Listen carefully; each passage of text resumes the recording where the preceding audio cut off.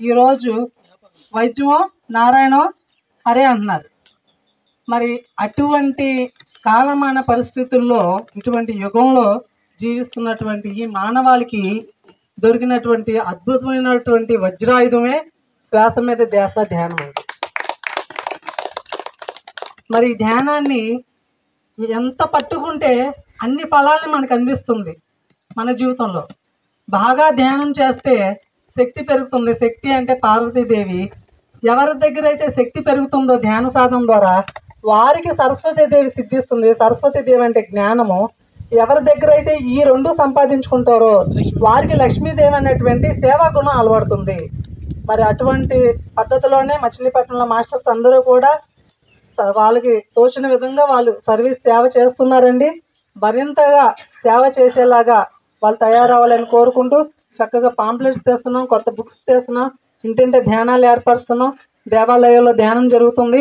ఇలా అన్ని విభాగాల్లో కూడా మనం ధ్యానాన్ని విస్తృతంగా కొత్త వాళ్ళకి మనం అందించే ప్రయత్నం చేయాలి. మొన్నటి వరకు రాణి మేడం గారు వాళ్ళ ఇంట్లో 11 రోజుల పాటు సత్సంగం జరిగింది. ఆ 11 రోజుల క్లాసులు విన్న వాళ్ళు ఇక్కడికి వచ్చారు, 3-4. ఏమండి, ఇలా మన ఇంట్లోనే ఒక 11 రోజుల పాటు కనుక క్లాసులు పెట్టుకుంటే చక్కగా మన చుట్టుపక్కల వాళ్ళందరికీ ఈ ధ్యానాన్ని మనం అందించవచ్చండి. అప్పుడే మన కర్మ రుణం పోతుంది. ధ్యానాగ్ని కర్మ దగ్ధానం అన్నారు. అంటే ఈ ధ్యానం ద్వారా మనం తెలుసుకున్నటువంటి జ్ఞానాన్ని 10 మందికి మనం అందించినప్పుడే మన కర్మ దగ్ధం అవుతుంది. ఓకేనండి, థ్యాంక్ యూ. మరి ఈరోజు మనకి అద్భుతమైనటువంటి జ్ఞానాన్ని అందిస్తానికి ఇచ్చేసారండి విజయలక్ష్మి గారు. విజయవాడ నుంచి మేడం గారికి గట్టిగా కట్టాలు తనులతో స్వాగతం పలుకుతామండి. పత్రిజీ చెప్పిన మాటని ఆచరణలో చూపిస్తూ మేడం గారు జీవిస్తున్నారు. తన సంపాదనతోనే తాను జీవిస్తూ ఆ వచ్చిన దాంతోనే మనం ధ్యాన ప్రచారం చేయాలండి అని మేడం గారు ఎంతో కష్టపడుతూ మరి ఎక్కడ క్లాసులు ఉన్నా సరే వెళ్ళి అక్కడ క్లాసులు, 1 డే క్లాసులు చెప్పి వస్తున్నారు. మేడం గారికి మరొకసారి ధన్యవాదాలు తెలియజేసుకుంటూ థ్యాంక్ యూ. వచ్చిన మీ అందరికీ కృతజ్ఞతలండి, నాకు ఈ అవకాశం ఇచ్చినందుకు. మనం ముందు ఎందుకు వస్తున్నామంటే ధ్యానంలోకి అర్థమైందా మేడం? ఎవరన్నా ఒక సమాధానం చెప్పండి. ఎందుకు రావాలి ధ్యానంలోకి? ఎందుకు చేస్తున్నాం సాధన? నేనైతే ఉచితమని వచ్చాను మేడం. చేసినందువల్ల ఏమన్నా అర్థమైందా? దాన్ని ఎలా మలుచుకుంటున్నాం మనం నిత్య జీవితంలోకి? అది తెలుసుకుంటే సులువు మేడం. మన జీవితం అంతా ఎంత పెద్ద సమస్య అయినా దాన్ని ఎదుర్కొనే శక్తి కూడా మనలోనే ఉంటుందంట. సమస్య వచ్చిందని పారిపోకూడదు. ఫస్ట్ దాన్ని ఎదుర్కొనే శక్తి మనలో ఉంటేనే ఆ సమస్య మన ముందుకు వస్తుందంట. ఒకరు డబ్బులు అడుగుతారు, అప్పు మన దగ్గర ఉంటాయి, కానీ వాళ్ళు ఇస్తారో ఇవ్వరన్న భయంతో లోపల పెట్టుకుంటాం. కానీ వాళ్ళు చెప్పిన మాటలు వింటే బాధేస్తుంది మనకు కూడా. అయ్యో వాళ్ళ పరిస్థితిలో ఉన్నారు, పిల్లలు డాక్టర్ కోర్సు చేస్తున్నారు, వైద్యానికి ఖర్చులు కావాలి అనేసి అడిగితే మనం ఏం చేస్తాం? వడ్డీగానే ఇస్తాం, ఫ్రీగా ఎవరికి ఇవ్వం. కానీ ఇచ్చినప్పుడు మనం ఏమనుకోవాలంటే వాళ్ళకు ఉపయోగపడుతున్నాను, నా డబ్బులు నాకు రావాలి అన్న ఉద్దేశంతోనే ఇస్తాం. కానీ వాళ్ళు ఇవ్వరు. కొంతమంది ఇవ్వకపోతే మనం ఏమనుకుంటాం? తీసుకున్నారు అవసరానికి అని తిట్టుకుంటాం, మనసులో బాధపడతాం, అల్లరి చేస్తాం. చేయకూడదండి, అది ఎప్పుడు పొరపాటు అంట. మనం గత జన్మలో వాళ్ళ దగ్గర అప్పు తీసుకొని మన దగ్గర డబ్బులుండి కూడా అప్పు తీర్చకపోతే మళ్ళీ ఆ జన్మ అయిపోద్ది, మళ్ళీ జన్మ వస్తుంది. ఆ జన్మలో వాళ్ళంట మనకు అప్పు తీసుకొని ఎగ్గొట్టే వాళ్ళందరూ. మనం ఏం చెప్పాలంటే అప్పుడు వాళ్ళకి వాళ్ళ పేర్లు చెప్పి, నేను గతంలో మీ దగ్గర అప్పు తీసుకున్నాను, డబ్బులుండి కూడా నేను అప్పు తీర్చలేదు, నన్ను క్షమించండి, నా డబ్బులు నాకు ఇవ్వండి, నేను తెలియక అజ్ఞానంతో చేశాను, నన్ను క్షమాపణ చెప్పుకొని వాళ్ళు డబ్బులు మనకి ఇస్తున్నట్టు ఊహించుకొని వాళ్ళ ఇంట్లో ఏది తిట్టకూడదంట. అసలు తిడితే ఇంకా కర్మ ఆడవద్దంట. డబ్బులు ఇవ్వకపోగా మనకు కర్మ ఆడవద్దంట. ఈసారి ఇస్తారు, నా డబ్బులు నాకు ఇస్తారన్న ఉద్దేశంతోనే అవసరమైతే ఏదన్నా స్వీట్ బాక్స్ తీసుకెళ్ళి చేతిలో పెట్టి తీయని మాటలు చెప్పాలంట. మనం ఏం చేస్తాం? బాధపడతా, అందరిని తిడతా కూర్చుంటాం. అది చేయకూడదండి, ఎప్పుడు అజ్ఞానమే తెలిసినంత వరకు. కానీ ఇప్పుడు మనం అనుభవించే బాధలకు అన్నిటికి కారణం ఏంటి? గత జన్మ. ఆ గత జన్మకి ఏం చేయాలి? మనం క్షమాపణ కోరుకోవాలి. కూర్చొని ధ్యానంలో మనం వచ్చిన సమస్య పేరు చెప్పుకొని దానికి నేను గత జన్మలో ఏదో చేస్తుంటాను ఈ కర్మకు, నేనే బాధ్యురాల్ని, ఎవరు కాదు, నా వాస్తవానికి నేనే సృష్టికర్తనని చెప్పుకొని ఆ సమస్య ఎందుకు వచ్చిందని కూర్చోండి ధ్యానంలో. ఒక రోజు కాకపోతే 40 రోజులు, 41 రోజుకైనా సమాధానం వస్తుంది. ఆ సమాధానం వచ్చాక మనం పుస్తకాలు చదవడం మూలనో, ఎవరైనా మాస్టర్స్ ద్వారానో, సజ్జన సాంగత్యం ద్వారానో, కొన్ని అయితే మిరాకిల్స్గా కళ్ళ కనిపిస్తాయి. శివయ్యకు ఒక్కడికే కాదు కన్ను, మనకు మూడో కన్ను మనకు కూడా ఉంది. నాకు కూడా కనపడేవి. మా కోడలు కడుపుతో ఉన్నప్పుడు 2-3 సార్లు అబార్షన్లు అయిపోయినాయి. ఏమని అన్నారంటే మేమందరం కలిసే ఉండేవాళ్ళం. ఆషాఢ మాసం అయినా తల్లి కూతురు తీసుకెళ్ళే, కడుపుతో ఉందని తెలిసి కూడా తీసుకెళ్ళకపోతే నేనే ఆలోచించి, అత్తగారు ఉండకూడదు అంటారు కదా, కొడుకు అత్తగారును కోడలు అనేసి పిరమిడ్కి వెళ్ళాం. అక్కడ సేవ చేస్తూ ఉన్నాం భార్యాభర్తలు ఇద్దరం. చేస్తుంటే కోడలు ఏం చేసింది, అత్తయ్య మా అబ్బాయి ఉండమ్మా వాంతులు అవుతున్నాయమ్మా, తట్టుకోలేకపోతుందమ్మా, పడిపోతుందమ్మా, తినలేకపోతుందమ్మా అన్నాడు. సరే అని సీనియర్ మాస్టర్కి ఫోన్ చేసి అడిగాను, ఇలాగ ఆషాఢ మాసం అన్నారండి, మేమే బయటకు వచ్చాము, అమ్మాయి ఒక్కతే ఉందని. అంటే అమ్మ నువ్వు ఆ బావతో చూడబాకు, నీ కూతురు అనుకొని వెళ్ళిపో అంటే సేవ చేశాను. అమ్మాయి ఏది అడిగితే అది వండి పెట్టి అన్నీ చేశా. ఒక 4 నెలలకు 5 నెలలకు అబార్షన్ అయిపోయింది. ఆ అమ్మాయి ఉద్యోగానికి వెళ్ళొద్ది, అయినా సరే అమ్మ నీకేం కావాలమ్మా, ఏం చేసి పెట్టనమ్మా అని అడిగి పెట్టేదాన్ని. ఒక్కోసారి బట్టలు ఉతుక్కోలేకపోయేది, అమ్మ నేను ఉతికి పెడతానమ్మా అనేదాన్ని. ఆ అమ్మాయి ఆలోచించి వద్దత్తయ్యాను, తల్లి లాంటి దానివి, నువ్వు అన్నీ చూస్తున్నావని వద్దని చెప్పి ఆ స్థితిలో ఉండి కూడా పని అమ్మాయిని నేనే మాట్లాడి పెట్టి అన్నీ చేసేదాన్నండి. అబార్షన్ అయిపోతే బాధపడి ఏడుస్తూ కూర్చుంది.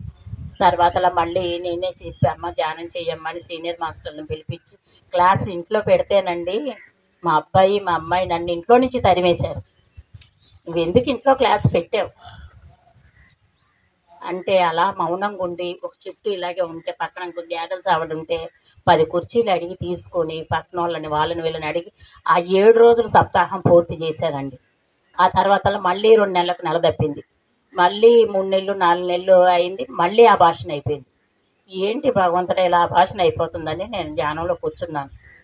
అప్పుడు ఏమని వచ్చిందంటే సమాధానం, పిల్లలు ఉద్యోగాలకు వెళ్ళేటప్పుడు తల్లిదండ్రులు చూడట్లేదు కదా అమ్మాయిని, నన్ను ఎవరు పట్టించుకునే వాళ్ళు లేరు, నా పరిస్థితి ఏంటి, నాకు నా బిడ్డని నన్ను చూసే వాళ్ళు ఎవరు, ఆలనా పాలనా అని వాళ్ళకి భయం వేసి అబార్షన్లు అయిపోతాయంట.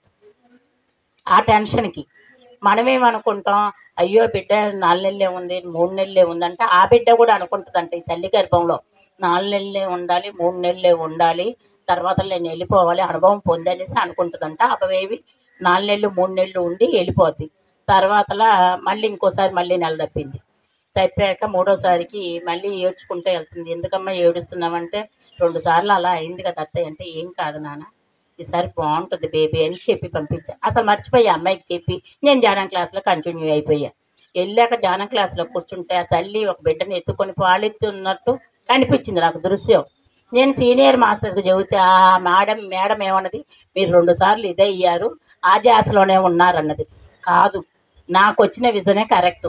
ఆ అమ్మాయి ఇంటికి వచ్చి నేను మర్చిపోయా క్లాస్కి వెళ్ళొచ్చి, అత్తయ్య ఈసారి బేబీ చాలా బాగుందన్నది. చూడండి మన వాస్తవానికి మనమే సృష్టికర్తలము, వాళ్ళు భయపడతారు బాధపడతారు అన్నిటికీ మనమే కారణం అన్నది ఆ పిల్లలకు తెలియదు. ధ్యానం చేయరు కాబట్టి చేయరు. అప్పుడు కానీ పుస్తకాలు ఇచ్చేదాన్ని, నాన్ వెజ్ తినొద్దమ్మా అని చెప్పేదాన్ని, నా వంతు ప్రయత్నం నేను చేసేదాన్ని.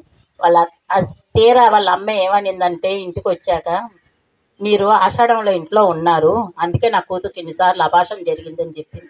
అయినా కూడా సమాధానం చెప్పలేదు. హాస్పిటల్లో ఆ అమ్మాయికి నాకు చేతనైనంత పని చేస్తూ ఉంటుంటే ఆ సిస్టర్లు డాక్టర్లు అందరూ అమ్మ తల్లివా అని అడిగేవాళ్ళు. కాదమ్మా అత్తగారిని అంటే, ఇంకా అమ్మాయి తల్లికి చెప్పుకోవడానికి కూడా లేదు, ఆ సిచ్యువేషన్ అలాంటిది. అంటే మనం ఆ కోడల్ని కావాలని తెచ్చుకున్నాము. ఆ అమ్మాయి మౌనంగానే ఉంటుంది. కొడుకును తెరుస్తున్నాడంటే కొడుకుని గత జన్మలో ఏదో మనం ఇబ్బంది పెట్టుంటాము. కోపంగా మౌనంగా ఉన్నదనే ఆ అమ్మాయి కోపం లేదా అనుకోవద్దు అన్నది అక్కడ పాఠం నేర్చుకున్నాను నేను. ప్రతిదీ మనం పాఠం నేర్చుకోవడానికి ఆ వ్యక్తులు మన ముందుకు వస్తారు. వాళ్ళని క్షమించి మనమే అర్థం చేసుకొని వాళ్ళు చెప్పింది చేయడం వరకే నా వంతు అన్నది అర్థం చేసి ఇప్పటి వరకు నోరు తెరవనండి ఇంట్లో. వాళ్ళు చెప్పింది ఆఖరికి బాత్రూమ్ కూడా కడగమంటుంది నా కోడలు. నేను కడగను, పెట్టుకో పని అమ్మాయినంట. రెండోసారి చెప్పుద్ది, రెండోసారి అదే సమాధానం చెబుతా. ఇంట్లో అంత పని, 4 మనుషులు అంటే ఎంత వంట పని, టిఫిన్, క్యారేజీ, ఇంకో పెద్ద పిల్ల ఉంది క్యారేజీ, మా అబ్బాయికి కోడలకి అందరి క్యారేజీలు కట్టి క్లాసులకు వెళ్ళేదాన్ని. క్లాసులకు వెళ్ళొద్దు అంటారు. అయినా మీకు అంత పని చేసి పెట్టాను కదా, ఇంకెందుకు వెళ్ళకూడదు నేను? నా కొరకు నేను వెళ్తానని గట్టిగా సమాధానం చెప్పి బయటకు వస్తానండి. ఇప్పటికి మనకు మాస్టర్స్ అందరూ ఇంట్లోనే ఉంటారు, వాళ్ళని యాక్సెప్ట్ చెయ్యాలి. చేస్తేనే మనం ఒక మెట్టి ఎదగలుగుతాము. కాదని వెళ్తే మనం ఆచరించినట్టు కాదు. అన్ని సంసారంలోనే నిర్వాణము. అత్తగారు అలాగే దొరుకుద్ది, భర్త అలాగే ఉంటాడు, తాగుబోతు భర్త ఉంటాడు, తిట్టే అత్త ఉంటుంది, కొట్టే అత్త ఉంటుంది. అందరితోని అనుభవాలు పొందేశానండి. ఈ 11 సంవత్సరాలలో పొందని అనుభవం లేదండి. ఒక్కొక్కసారి అంటారు పిచ్చి పెట్టిందా అని అంటారు. అవును, నాకు పిచ్చే పెట్టింది. నా పని నేను చేసుకుంటున్నాను, ఎవరిని బాధ పెట్టలేదు. ధ్యానం క్లాసులకే వెళ్తున్నాను, ఇంకేమైనా తప్పు చేస్తున్నాను? నేను కష్టపడుతున్నాను, బతుకుతున్నాను. ఇదే సమాధానం చెబుతాను, ఇంకేం చెప్పను. వాళ్ళని డబ్బులు అడగను.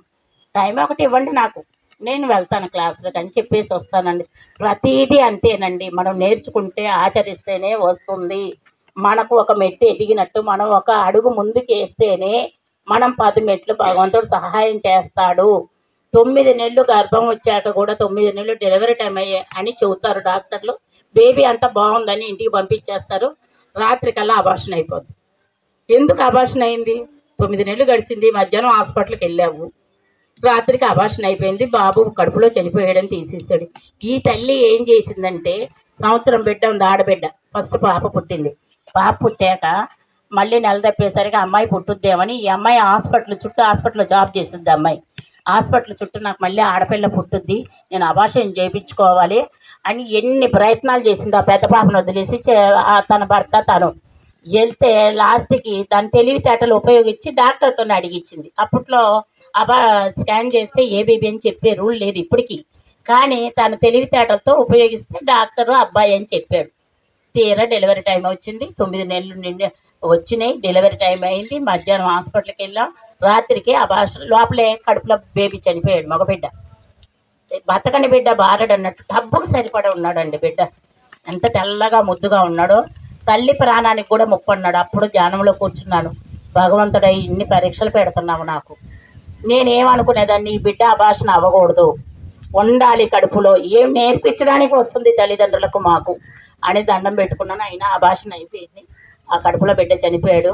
5 రోజులు ఐసీలో ఉంచుతా తల్లిని.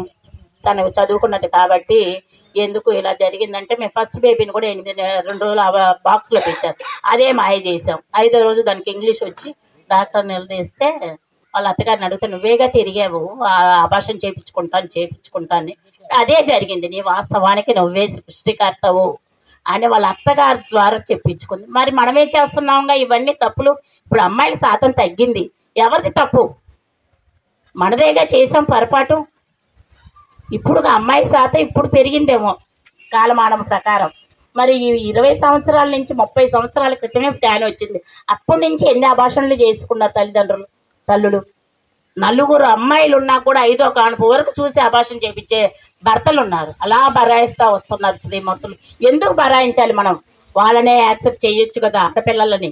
స్త్రీశక్తి అవసరం భూమి మీద. ఇప్పుడు అందుకే అందరూ 10 మంది ఆ ఆడపిల్లలు పుడితే ఒక్క అబ్బాయి పుడుతున్నాడు. ఎందుకు? స్త్రీశక్తి బ్యాలెన్స్ అవ్వాలి. స్త్రీశక్తి ఉంటేనే ఉద్ధరణ జరుగుతుంది, ఉత్పత్తి జరుగుతుంది. మనం ఎందుకు అర్థం చేసుకోవట్లేదు? ఆడవాళ్ళం అయ్యుండి మనదేగా తప్పు. మనం కూడా వాళ్ళకి సపోర్ట్ చేస్తున్నాంగా. మనం క్షమాపణ కోరుకోవాలి. నేను తెలియక అజ్ఞానంతో అబార్షన్ చేయించుకున్నానమ్మా అని ఇప్పటికీ క్షమాపణ కోరుకోవాలి. ఆ ఆత్మ తిరుగుద్దంట. ఎన్ని తప్పులు చేస్తున్నాం చెప్పండి. ఎవరైనా చేపిస్తున్నారా మనతో? కాటన్ చీరలు కడితేనే నాకు చల్లగా ఉంటుంది, సిల్క్ చీరలు కట్టను, నాకు ఇందులోనే హాయిగా ఉంటుంది అంటే అదే ఒక బ్లాకే. ఒక అమ్మ ఇంటికి వెళ్తాం, ఒక అమ్మ కుర్చీ వేస్తుంది, ఒక అమ్మ కుర్చీ వేయదు. చూసావా, పక్క అంటే ఆవిడకి వేసింది కుర్చీ, నాకు వేయలేదు కుర్చీ అంటుంది. ఎందుకు? వేస్తే ఏమైంది, వేయకపోతే ఏమైంది? మనను మనం సరి చేసుకుంటున్నామా? ఫంక్షన్కి వెళ్తున్నాం, వెళ్ళేటప్పుడు చక్కగా అలంకరించుకుంటాం, ఎనర్జెటిక్గా వెళ్తాం, వచ్చేటప్పుడు చూడండి ఎంత నీరసంగా వస్తాం. గమనించారా? అంటే వాళ్ళు చెప్పే భావనలన్నీ వింటాం.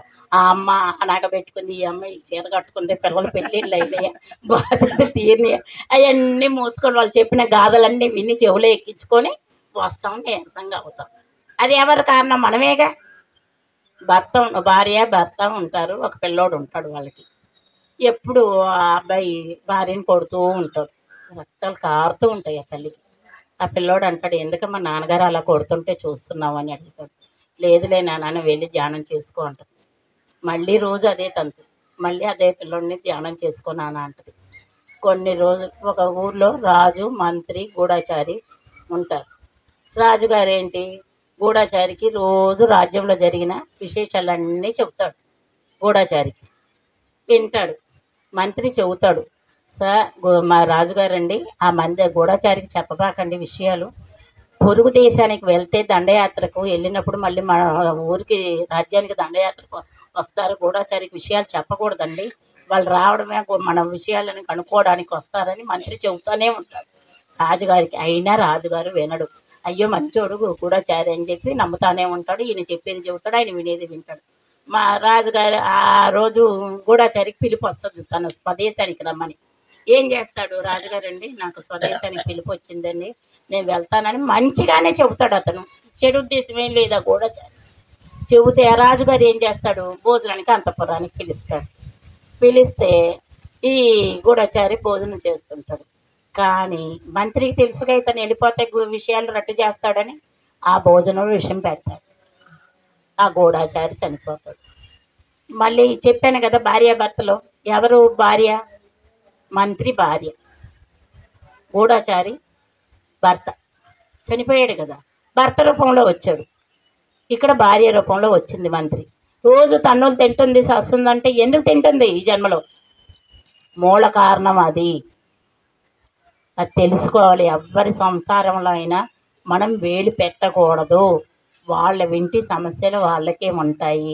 ఆ పిల్లోడు పెరిగి పెద్ద అయ్యాక జానంలో మా అమ్మ ఎందుకు సాధన చేయమని చూస్తుంటే జానంలో అప్పుడు చూశాడు సినిమా. మనకు కూడా మన సినిమా మనకు తెలుస్తుంది, అది తెలుసుకునే ప్రయత్నం చేయాలి. కళల రూపంలోనో, సజ్జన సాంగత్యంలోనో, స్వాధ్యాయంలోనో ప్రతి దాంట్లో మన సమస్యకు సమాధానం దొరుకుతుంది. తెలుసుకునే ప్రయత్నం చేయాలి. అజ్ఞానం నుండి మనం బయటికి రావాలి. ఫస్ట్ కారణం తెలిసిన దాన్ని ఆచరించాలి. 100 మాటలు వింటాం, ఒకటన్నా ఆచరిస్తే మనకు ఉపయోగపడుతుంది, ఎదుటి వ్యక్తి కన్నా ఉపయోగపడతాం. ఒక అమ్మ అంటది, నాకు ఇవాళ ఖాళీ లేదండి ధ్యానం క్లాసులకు అంటది. కానీ ఇరుగింటి వాళ్ళే పొరుగింటి వాళ్ళే అన్నీ కూర్చొని పోగేసుకుంటూ కూర్చుంటారు. అది అవసరమా మనకు? ఈ వయసుకి రావడమే స్కూల్లో లేటుగా జాయిన్ అయ్యాం. అదే చిన్నపిల్లలకు చెప్పామనుకోండి, 5 సంవత్సరాల పిల్లలకు, 10 సంవత్సరాల పిల్లలకు చక్కగా చెప్పామనుకో, వాళ్ళ జీవితం బాగుంటుంది. మేలు కొలిపినందుకు మనకు పుణ్యం పురుషార్థం అవుతుంది. కానీ పుణ్యం పురుషార్థం వస్తుందన్న ఫలితంతో సేవ చేయకూడదండి, నిష్కామ కర్మ చెయ్యాలి. ఒక తల్లి ఉంటుంది, ఆ తల్లికి 2 కొడుకులు ఉంటారు. కార్ రేస్ నేర్చుకుంటారు. కార్ రేస్లో ఫస్ట్ వస్తున్నారు కదా అని పిల్లల్ని కార్ రేస్కి పంపిస్తారు. పంపిస్తే ఆ 2 మగపిల్లల్లో ఒకడికి ఆవులతో, గేదెలతో, దూడలతో, మేకలతో అన్ని జంతువులతో మాట్లాడే అలవాటు ఉందంట ఒక అబ్బాయికి. ఒక అబ్బాయికి లేదు అలవాటు. కానీ 2 కారు రేసుకి వెళ్తారు. ఆ తల్లిదండ్రులు చూస్తూ ఉంటారు, ఇంకా పిల్లలు రాలేదే ఏంటి అనేసి. చూస్తే 2 పిల్లలు యాక్సిడెంట్లో చనిపోతారు, ఒకేసారి చనిపోతారు. ఒకడు మాత్రం ఈ ఆవులతో, గేదెలతో మాట్లాడి ఎవరితో మాట్లాడుకోవడమో ఉన్నత లోకాలకు డైరెక్ట్గా వెళ్ళిపోతాడు. ఇంకోడు మామూలుగా ఉన్న ఆత్మ కింద తిరుగుతుందంట. వీడు చూస్తూ ఉంటాడు పైకి, ఏంటి మా తమ్ముడు రాలేదు, ఇంకా మా తమ్ముడు రాలేదని. చూస్తే కాసేపటికి వాడు రాని వస్తాడు. కానీ అక్కడికి వెళ్ళాక పక్కన ఇరిగింట్లో, పొరుగింట్లో ఒక ఆయనకు భార్య, 2 పిల్లలు, 3 పిల్లలు ఉండేవాళ్ళంట. అక్రమ సంపాదనతో అందరికీ దాన ధర్మాలు చేసేవాళ్ళంట ఆయన. కానీ ఆ బిడ్డకు తెలుసు, ఆ తల్లికి తెలుసు ఆ బాధ ఏంటో, ఆయన ఏ రకంగా సంపాదిస్తున్నాడో అక్రమ సంపాదన అనేసి ఆ భార్యకి తెలుసు. కానీ పిల్లలకి తెలియదుగా. వాళ్ళు కొన్నిచ్చిన వస్తువులన్నీ తీసుకుంటారు, చదువుకుంటారు. ఆ చదువులు ఉపయోగపడవు, వాళ్ళు మంచి మార్గంలో ఉండరు. మనం కష్టపడి మంచి ధర్మ ప్రకారం సంపాదించిన సంపాదనతో చదివిస్తే పిల్లలకు మంచి బుద్ధులు, మంచి అలవాట్లు వస్తాయి. అక్రమ సంపాదనతో సంపాదించింది ఎప్పుడైనా పాపము సొమ్ము. అదే విధంగా జరిగింది ఆ ఇంట్లో. ఆ పిల్లలు 2 గమనిస్తూనే ఉంటారు, తల్లి ఏం చేస్తున్నాడు, తండ్రి ఏం చేస్తున్నాడు అని గమనించేవాడు. తల్లి తట్టుకోలేక ఆత్మహత్య చేసుకుంది. ఆ భర్త 4 గోడల మధ్యలో జరిగేది. కానీ పిల్లలు వినట్లేదు అనుకుంటాం, కానీ పిల్లలు అన్నీ వింటారండి. వాళ్ళకి అన్నీ తెలుసు. మనం అజ్ఞానంలో ఉంటాం, 4 గోడల మధ్యలో మనం ఉండి పిల్లలకి ఏం తెలియదు, పిల్లలు కదా అనుకుంటారు. కానీ అవన్నీ ముద్రలు పడిపోతాయండి పిల్లలకి. పడిపోయి పెద్ద అయ్యాక ప్రవర్తనలో మార్పు రావడానికి మనమే కారణం అంట. అప్పుడు ఎవరు చేసాం తప్పు? మనమేగా చేసాం మన పిల్లలకి. మనం మంచి మార్గంలో నడిపించుంటే, మనం మా తల్లిదండ్రులను శుభ్రంగా ఉంటే పిల్లలు అయ్యాక మంచి అలవాట్లు నేర్చుకునేవాళ్ళు. నాలుగు గోడల మధ్యలో తప్పు చేసావు, సంపాదించావు, ఆ తల్లి చనిపోయింది, ఆ పిల్లల్ని పెంచడానికి ఎన్నో ఇబ్బందులు పెట్టాడంట ఆ పిల్లల్ని. ఆ పిల్లలు అలాగా చూస్తూ చూస్తూ అందుకే మా అమ్మ చనిపోయింది, మేము అర్థం చేసుకోలేదు, మా అమ్మని చనిపో నువ్వు అని బెదిరించాము, అప్పుడు మాకు తెలియలేదు ఇలాంటి వాడు మా తండ్రి అనేసి. అర్థమయ్యాక పిల్లలు చూస్తూ ఉన్నారు. ఒక్క కాలానికి ఆ పెద్ద మనిషి కూడా చనిపోయాడు. చనిపోయాక ఆ ఇద్దరు పిల్లలు ముందు వెళ్ళారు చూడండి. వాళ్ళు వెళ్ళిన ప్లేస్కి ఈయన వెళ్ళలేదు. ఈయన కింద పాతాళంలోనే ఉన్నాడు. 7 తలాలు ఉంటాయంట. మనం అగర్పాతాళంలో పాములు, జర్రులు, బల్లులు, చీకటి లాగా సొరంగం లాగా ఉంటుందంట, అందులో ఉన్నాడంట. ఇదేంటి అంకులు అన్ని దాన ధర్మాలు చేస్తాడు, అన్ని చోట్ల అన్నదానాలు చేస్తాడు, అందరికి పంచి పెడతాడు, అన్నీ ఎందుకు ఇక్కడ ఉన్నాడు అనేసి పై వాళ్ళని అడిగితే ఆయన చేసింది అక్రమ సంపాదన. పైకి అన్ని ఆ పాపకర్మలను కడుక్కోవడానికి అన్నదానం చేశాడు. అది ముక్తి మోక్షం రాదు. మనకు 10 రూపాయలు ఉండనివ్వండి, ముసలమ్మ అడుక్కునే ముసలమ్మ ఉంటుంది, 10 రూపాయలు సంపాదిస్తుంది పువ్వులు మాల కట్టి. ఆ 10 రూపాయలు 1 రూపాయి దానం చేస్తుంది. ఇప్పుడు లక్షలు సంపాదించేవాడు 100 రూపాయలు ఇవ్వడానికి ఆలోచిస్తాడు. మనం వెళ్తే చూడండి, పుస్తకం పట్టుకొని వెళ్తే ఎవరన్నా ఒక 100 రూపాయలు ఇమ్మంటే నా అంటది, మీకు ధ్యానం చేసే వాళ్ళకి నేను ఇవ్వని డబ్బులు అనేస్తుంది. పర్వాలేదమ్మా, మీరు ఇవ్వకపోయినా నేను యాక్సెప్ట్ చేస్తానంట. 1 రూపాయి అన్న ఇవ్వండి మేడం, నేను 1 రూపాయి కూడా ఇవ్వనంటు. సరే మేడం థ్యాంక్స్ అని చెప్పి వచ్చేస్తాను. దానికి కూడా మనం సిద్ధపడాలి. మనలో ఉన్న అహంకారాన్ని వదులుకుంటాము. జోలి పట్టమని అంటారు పంత్రి గారు. ఎందుకంటారు? మనలోని అహంకారం పోగొట్టుకోవడానికి. నేను షావుకారుని, నాకు కారు ఉంది, రతన్ టాటా మా ఆయనకి ఎన్నో కోట్లు ఉన్నాయి, మరి ఆ కోట్లలో కార్లలో తిరిగాడు, ఆ డబ్బు ఆయనతో పాటు వచ్చిందా? మంచం మీద కూర్చొని ఉంటే హాస్పిటల్కి వెళ్తే తనతో పాటు వచ్చేది ఏది చెప్పండి? ఒక మనిషితో పాటు వచ్చేది చెప్పండి మీరు? ఏదొచ్చుద్ది మనతో పాటు? ఏమీ రాదు. దేంతో ఉంటాం మనం ప్రతిరోజు?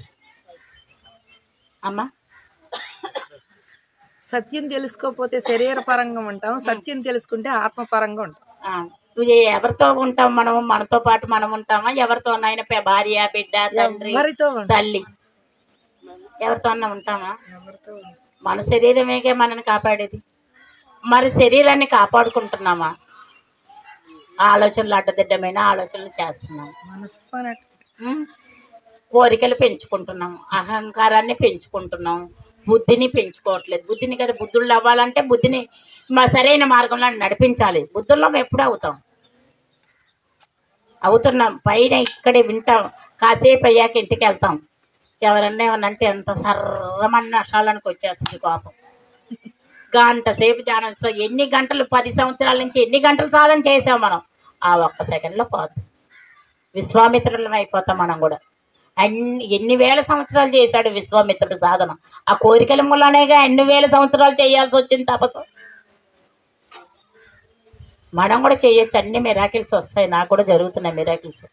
కానీ అది క్షణం మాత్రమే ఉంటుంది, దాన్ని పట్టుకోవద్దు. మనకు శాశ్వతమైనది కావాలి.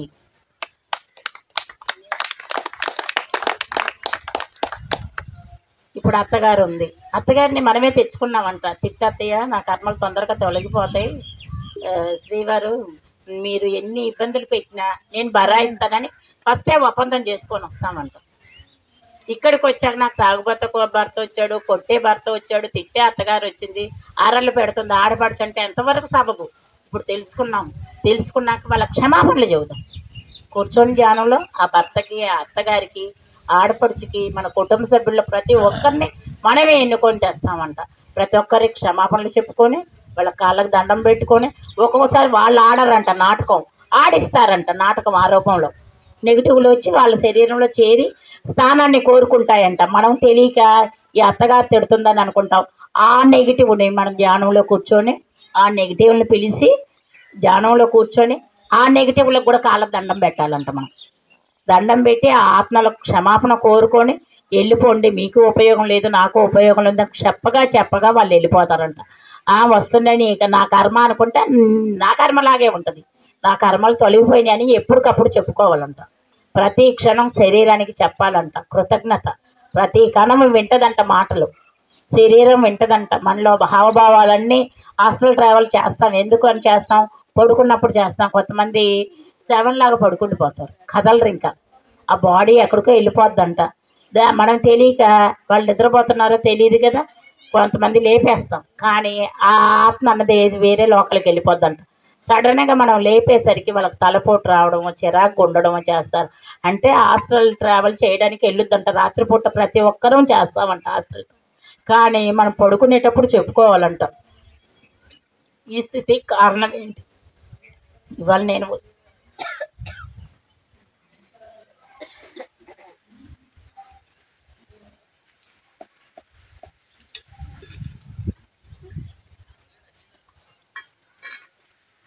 ఉదయం లేగగానే భూదేవికి కృతజ్ఞతలు చెప్పుకొని, తల్లిదండ్రులకు కృతజ్ఞతలు చెప్పుకొని, ఈరోజు నేను అద్భుతంగా జీవిస్తాను, నిన్నటికంటే ఈరోజు ఇంకా అద్భుతంగా జీవిస్తాను, ప్రతి క్షణం ఆనందంగా ఉంటాను, ఉత్సాహంగా ఉంటాను, ఉల్లాసంగా ఉంటానని చెప్పుకోవాలంట. పంచభూతాలకు, నవగ్రహాలకు, ప్రతి ఒక్కటికి ఉదయమే చెప్పుకుంటేనంట ఆ రోజంతా మనకు మంచిగా జరుగుద్దంట. ఇవాళ లేగగానే వాళ్ళు ఎదురొచ్చారు నాకు, అందుకే వాళ్ళు నేను వెళ్ళిన పని జరగలేదు అనుకుంటుంది. ఎవరు రిలీజ్ చేసుకున్నారు అక్కడ? నువ్వేగా రిలీజ్ చేసుకున్నావు. కట్టెలిమ పోస్తే నాకు ఇవాళ పని జరగదు, ఆవిడ వీడియో వచ్చింది నాకు పని జరగదని ఎవరు అంటున్నాం? మనమే అనుకుంటున్నాంగా. వాళ్ళని ఎందుకు నిందించాలి? యద్భావం తద్భవతి. ఎలా అనుకుంటున్నామంటే మనకు మనమే శత్రువులం అండి, ఎవరో కాదండి. మన వాస్తవానికి మనమే సృష్టికర్తలం. తెలిసాక ఎవరిని ఏం అనకూడదు. అంటే అన్నారులే అనేసి ఈ చెవులో ఇని ఆ చెవులో వదిలేస్తే ఏం ఉండదండి. అన్నారు అని బాధపడితే మన శరీరంలో ఉన్న అవయవాలన్నీ పాడైపోతాయి, ఆరోగ్యం పోద్ది. అడ్డదిడ్డమైన ఆలోచనలు చేస్తాం. ఒక్క మాట అంటది ఆవిడ, ఒక్కసారే అంటది. మనం ఎన్ని గంటలు మోస్తున్నాం ఆ బాధని, ఎంత ఎనర్జీని కోల్పోతున్నాం. ఎందుకు అంతసేపు ఆలోచించాలి చెప్పండి? తప్ప మందే కదా. అన్న వాళ్ళని క్షమించమని వాళ్ళు తెలుసో తెలియక అన్నారని ఊరుకుంటే మనకేం ఉండదండి.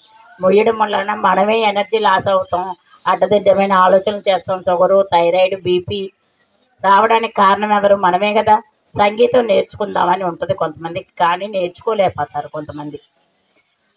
థైరాయిడ్ ఉంటుంది. ఎందుకు వస్తుందో థైరాయిడ్ అంటే, మనం మాట్లాడని చోట మాట్లాడాలి, మాట్లాడని కూడా చోట మాట్లాడకూడదు. అప్పుడు థైరాయిడ్ సమస్య తగ్గిపోతుంది. మనం మాట్లాడవలసిన చోటనేమో మాట్లాడవు, వద్దన్న చోట మాట్లాడతాం. దానివల్ల థైరాయిడ్ వస్తుందంట. హార్మోన్స్ హెచ్చు తగ్గులు అది వస్తుందంట. అందుకనేసి సంగీతం కానీ, వేమన పద్యాలు కానీ, కొంతమందికి గిటార్ కానీ, వైలిన్ కానీ, వీణ కానీ అవి నేర్చుకుంటే థైరాయిడ్ సమస్య తగ్గిపోతుందండి. డ్యాన్స్ నేర్చుకున్నా, కొంతమందికి టైలరింగ్ నేర్చుకోవాలని ఉంటుంది చిన్నతనంలో, కానీ ఆ పరిస్థితి ప్రభావం మూలన నేర్చుకోలేకపోతారు. కానీ అత్తగారింటికి వెళ్తారు. అన్ని సంవత్సరాలైన సంతానం కలగదు తల్లికి. కలగకపోతే ఎవరో ఒకరు చెబుతారు, ధ్యానం క్లాస్కి రండి మీకు సంతాన భాగ్యం జరుగుద్ది, బాగుంటుంది ధ్యానంలో అంటే. ఆ అమ్మాయి ధ్యానం క్లాస్కి వెళ్తుంటే మాస్టర్కి చెప్పింది ఇలాగని, సీనియర్ వాళ్ళకి, మేడం నాకు ఇలాగా సంతానం కలగలేదు, ఛానల్ అయిందంటే, ఏమన్నా నువ్వు చిన్నతనంలో ఏమన్నా నేర్చుకోవాలని కళలో ఆసక్తి ఉందంటే, నాకు మిషన్ నేర్చుకోవాలని ఉండేదండి కానీ నేర్చుకోలేకపోయానంటే, ఆ మేడం చెప్పాక ఈ అమ్మాయి చక్కగా మిషన్ నేర్చుకుంది. డబ్బులు ఇది ఉండే కాదు, అత్తగారింట్లో ఇచ్చినాయి, భర్త ఇచ్చినాయి, పుట్టింట్లో ఇచ్చినాయి అన్నీ దాచుకొని ఒక మిషన్ కొనుక్కొచ్చుకుంది. చక్కగా నేర్చుకుంది, మిషన్ కుట్టుకుంటుంది. కుట్టుకున్నాక కొన్నాళ్ళకి నిలదప్పిందండి అమ్మాయి. కళ నేర్చుకోవడం ద్వారా అందులో ఏం చేయలేం, మిరాకిల్. ధ్యానం నేర్చుకుంది, నేర్చుకున్న దాన్ని ఆచరిస్తుంది, ఆ కళ మిగిలిపోయిన కళని నేర్చుకుంది, చక్కగా నిలదప్పింది. అందరు అమ్మలక్కలు ఉండి, అమ్మని ఒక రాక నీకు సంతాన ఉత్పత్తి జరిగింది కదా, మిషన్ కుట్టబాకు అది ఇది అని చెబితే మళ్ళీ ఆ పిల్లకి అమ్మాయికి భయం వేస్తుంది కదా. మళ్ళీ వెళ్ళిందంట సీనియర్ మాస్టర్ దగ్గర. అమ్మ అలాంటివన్నీ పట్టించుకోవద్దమ్మా, నీకు ఆ కళ మిగిలిపోయింది, దాని ద్వారా నీకు అందలేదు అంతే సంతానం, నీకు అన్నీ బాగున్నాయి, వాళ్ళు ఏం పట్టించుకోబాకని చెప్పి ఆ మేడం చెప్పారు. చక్కగా మిషన్ కనేదాకా కుట్టుకుంది. దాని తనకు వచ్చిన కుట్లన్నీ కుట్టుకుంది. మంచి బిడ్డకి జన్మనిచ్చింది. 5 ఏళ్ళ బాబుని తీసుకుని క్లాస్కి వస్తుంది.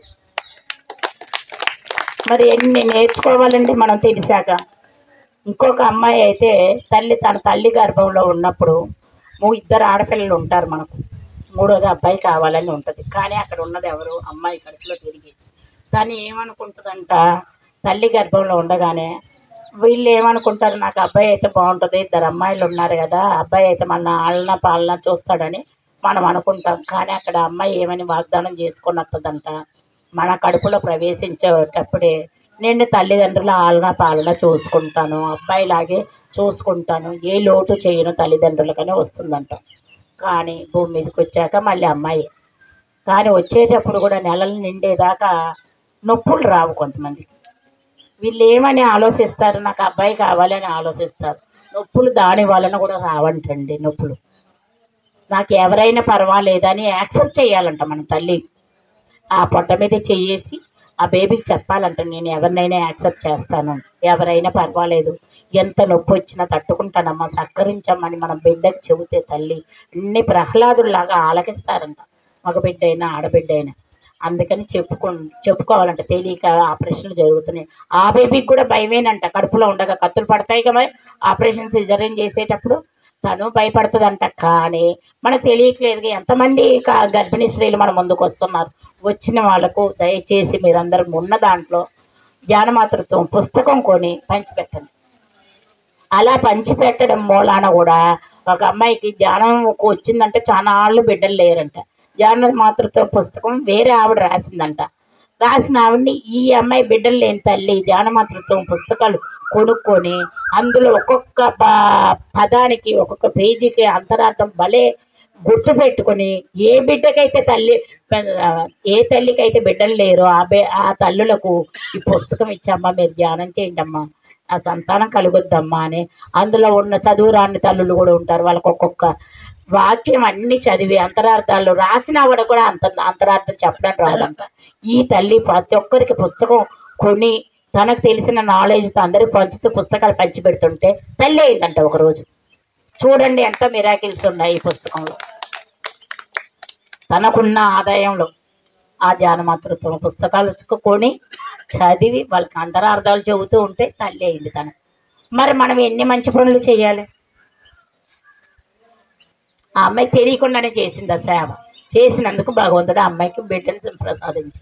కొంతమంది ఏమనుకుంటారు, నాకు బిడ్డలు వద్దు అని వచ్చేటప్పుడు భూమి మీదకి ప్రణాళికతో వస్తారు.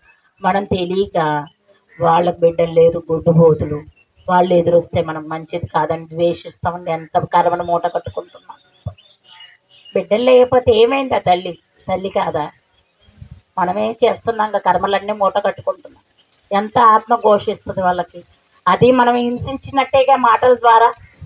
పుణ్యం చెయ్యకపోయినా పర్వాలేదు, హింసించడం అంటే అది కూడా హింసించడమేనండి. మేకని కోళ్ళని తింటే కాదు హింస, మాటల ద్వారా ద్వేషించడం కూడా హింసే. గాంధీ తాత ఈ వేపాకు ముద్దలు నూరుకొని ఆ ఆరోగ్యానికి మంచిదని ఇంత ముద్దలు తినేవాడంట తాతయ్య. గాంధీ తాత తింటుంటే అవతల వాళ్ళు ఉండి, ఏంటి నువ్వు ఇంత సన్నగా ఉన్నా, అన్ని కిలోమీటర్లు బాగా నడుస్తున్నావు అంటే, నువ్వు కూడా వేపాకు ముద్ద తిను, నువ్వు కూడా ఇది చెయ్యి, ఉపవాసం ఉండు, నీకు శక్తి వస్తుందంటే మేము చేయలేమండి అని అంటే వాళ్ళకి లేదు చెయ్యాలని. అంత ధైర్యం ఉండాలిగా, అంత సాహసం ఉండాలిగా. ఆయనకు ఉంది కాబట్టి ఆయన దాని కొరకే వచ్చాడు భూమి మీదకి. స్వాతంత్రం మనకి ఇప్పించడానికే వచ్చాడు గాంధీ తాత. అందువల్లనే ఆయన చేయగలిగాడు. ఆయన ఒకరోజు జైలుకి వెళ్తాడు.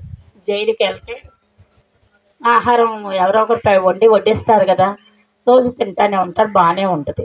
ఒకరోజు జైలర్ అధికారి ఉరిశిక్ష పడే ఖైదీని అడుగుతాడంట, అయ్యా నీకు ఆఖరి కోరిక ఏంటంటే, ఏం లేదండి నాకు ఉరిశిక్ష పడుతుంది కదా, గాంధీ గారికి వంట చేసి పెట్టాలి నేనని అడుగుతాడు ఆ ఖైదీ. జైలర్ అధికారి ఆఖరి కోరిక తీర్చడం వాళ్ళకు రూల్స్ ఉంటాయి, సరే అనేసి యాక్సెప్ట్ చేస్తారు. చేసాక అతను వండిన వంట గాంధీ తాత తింటాడు. తిన్నాక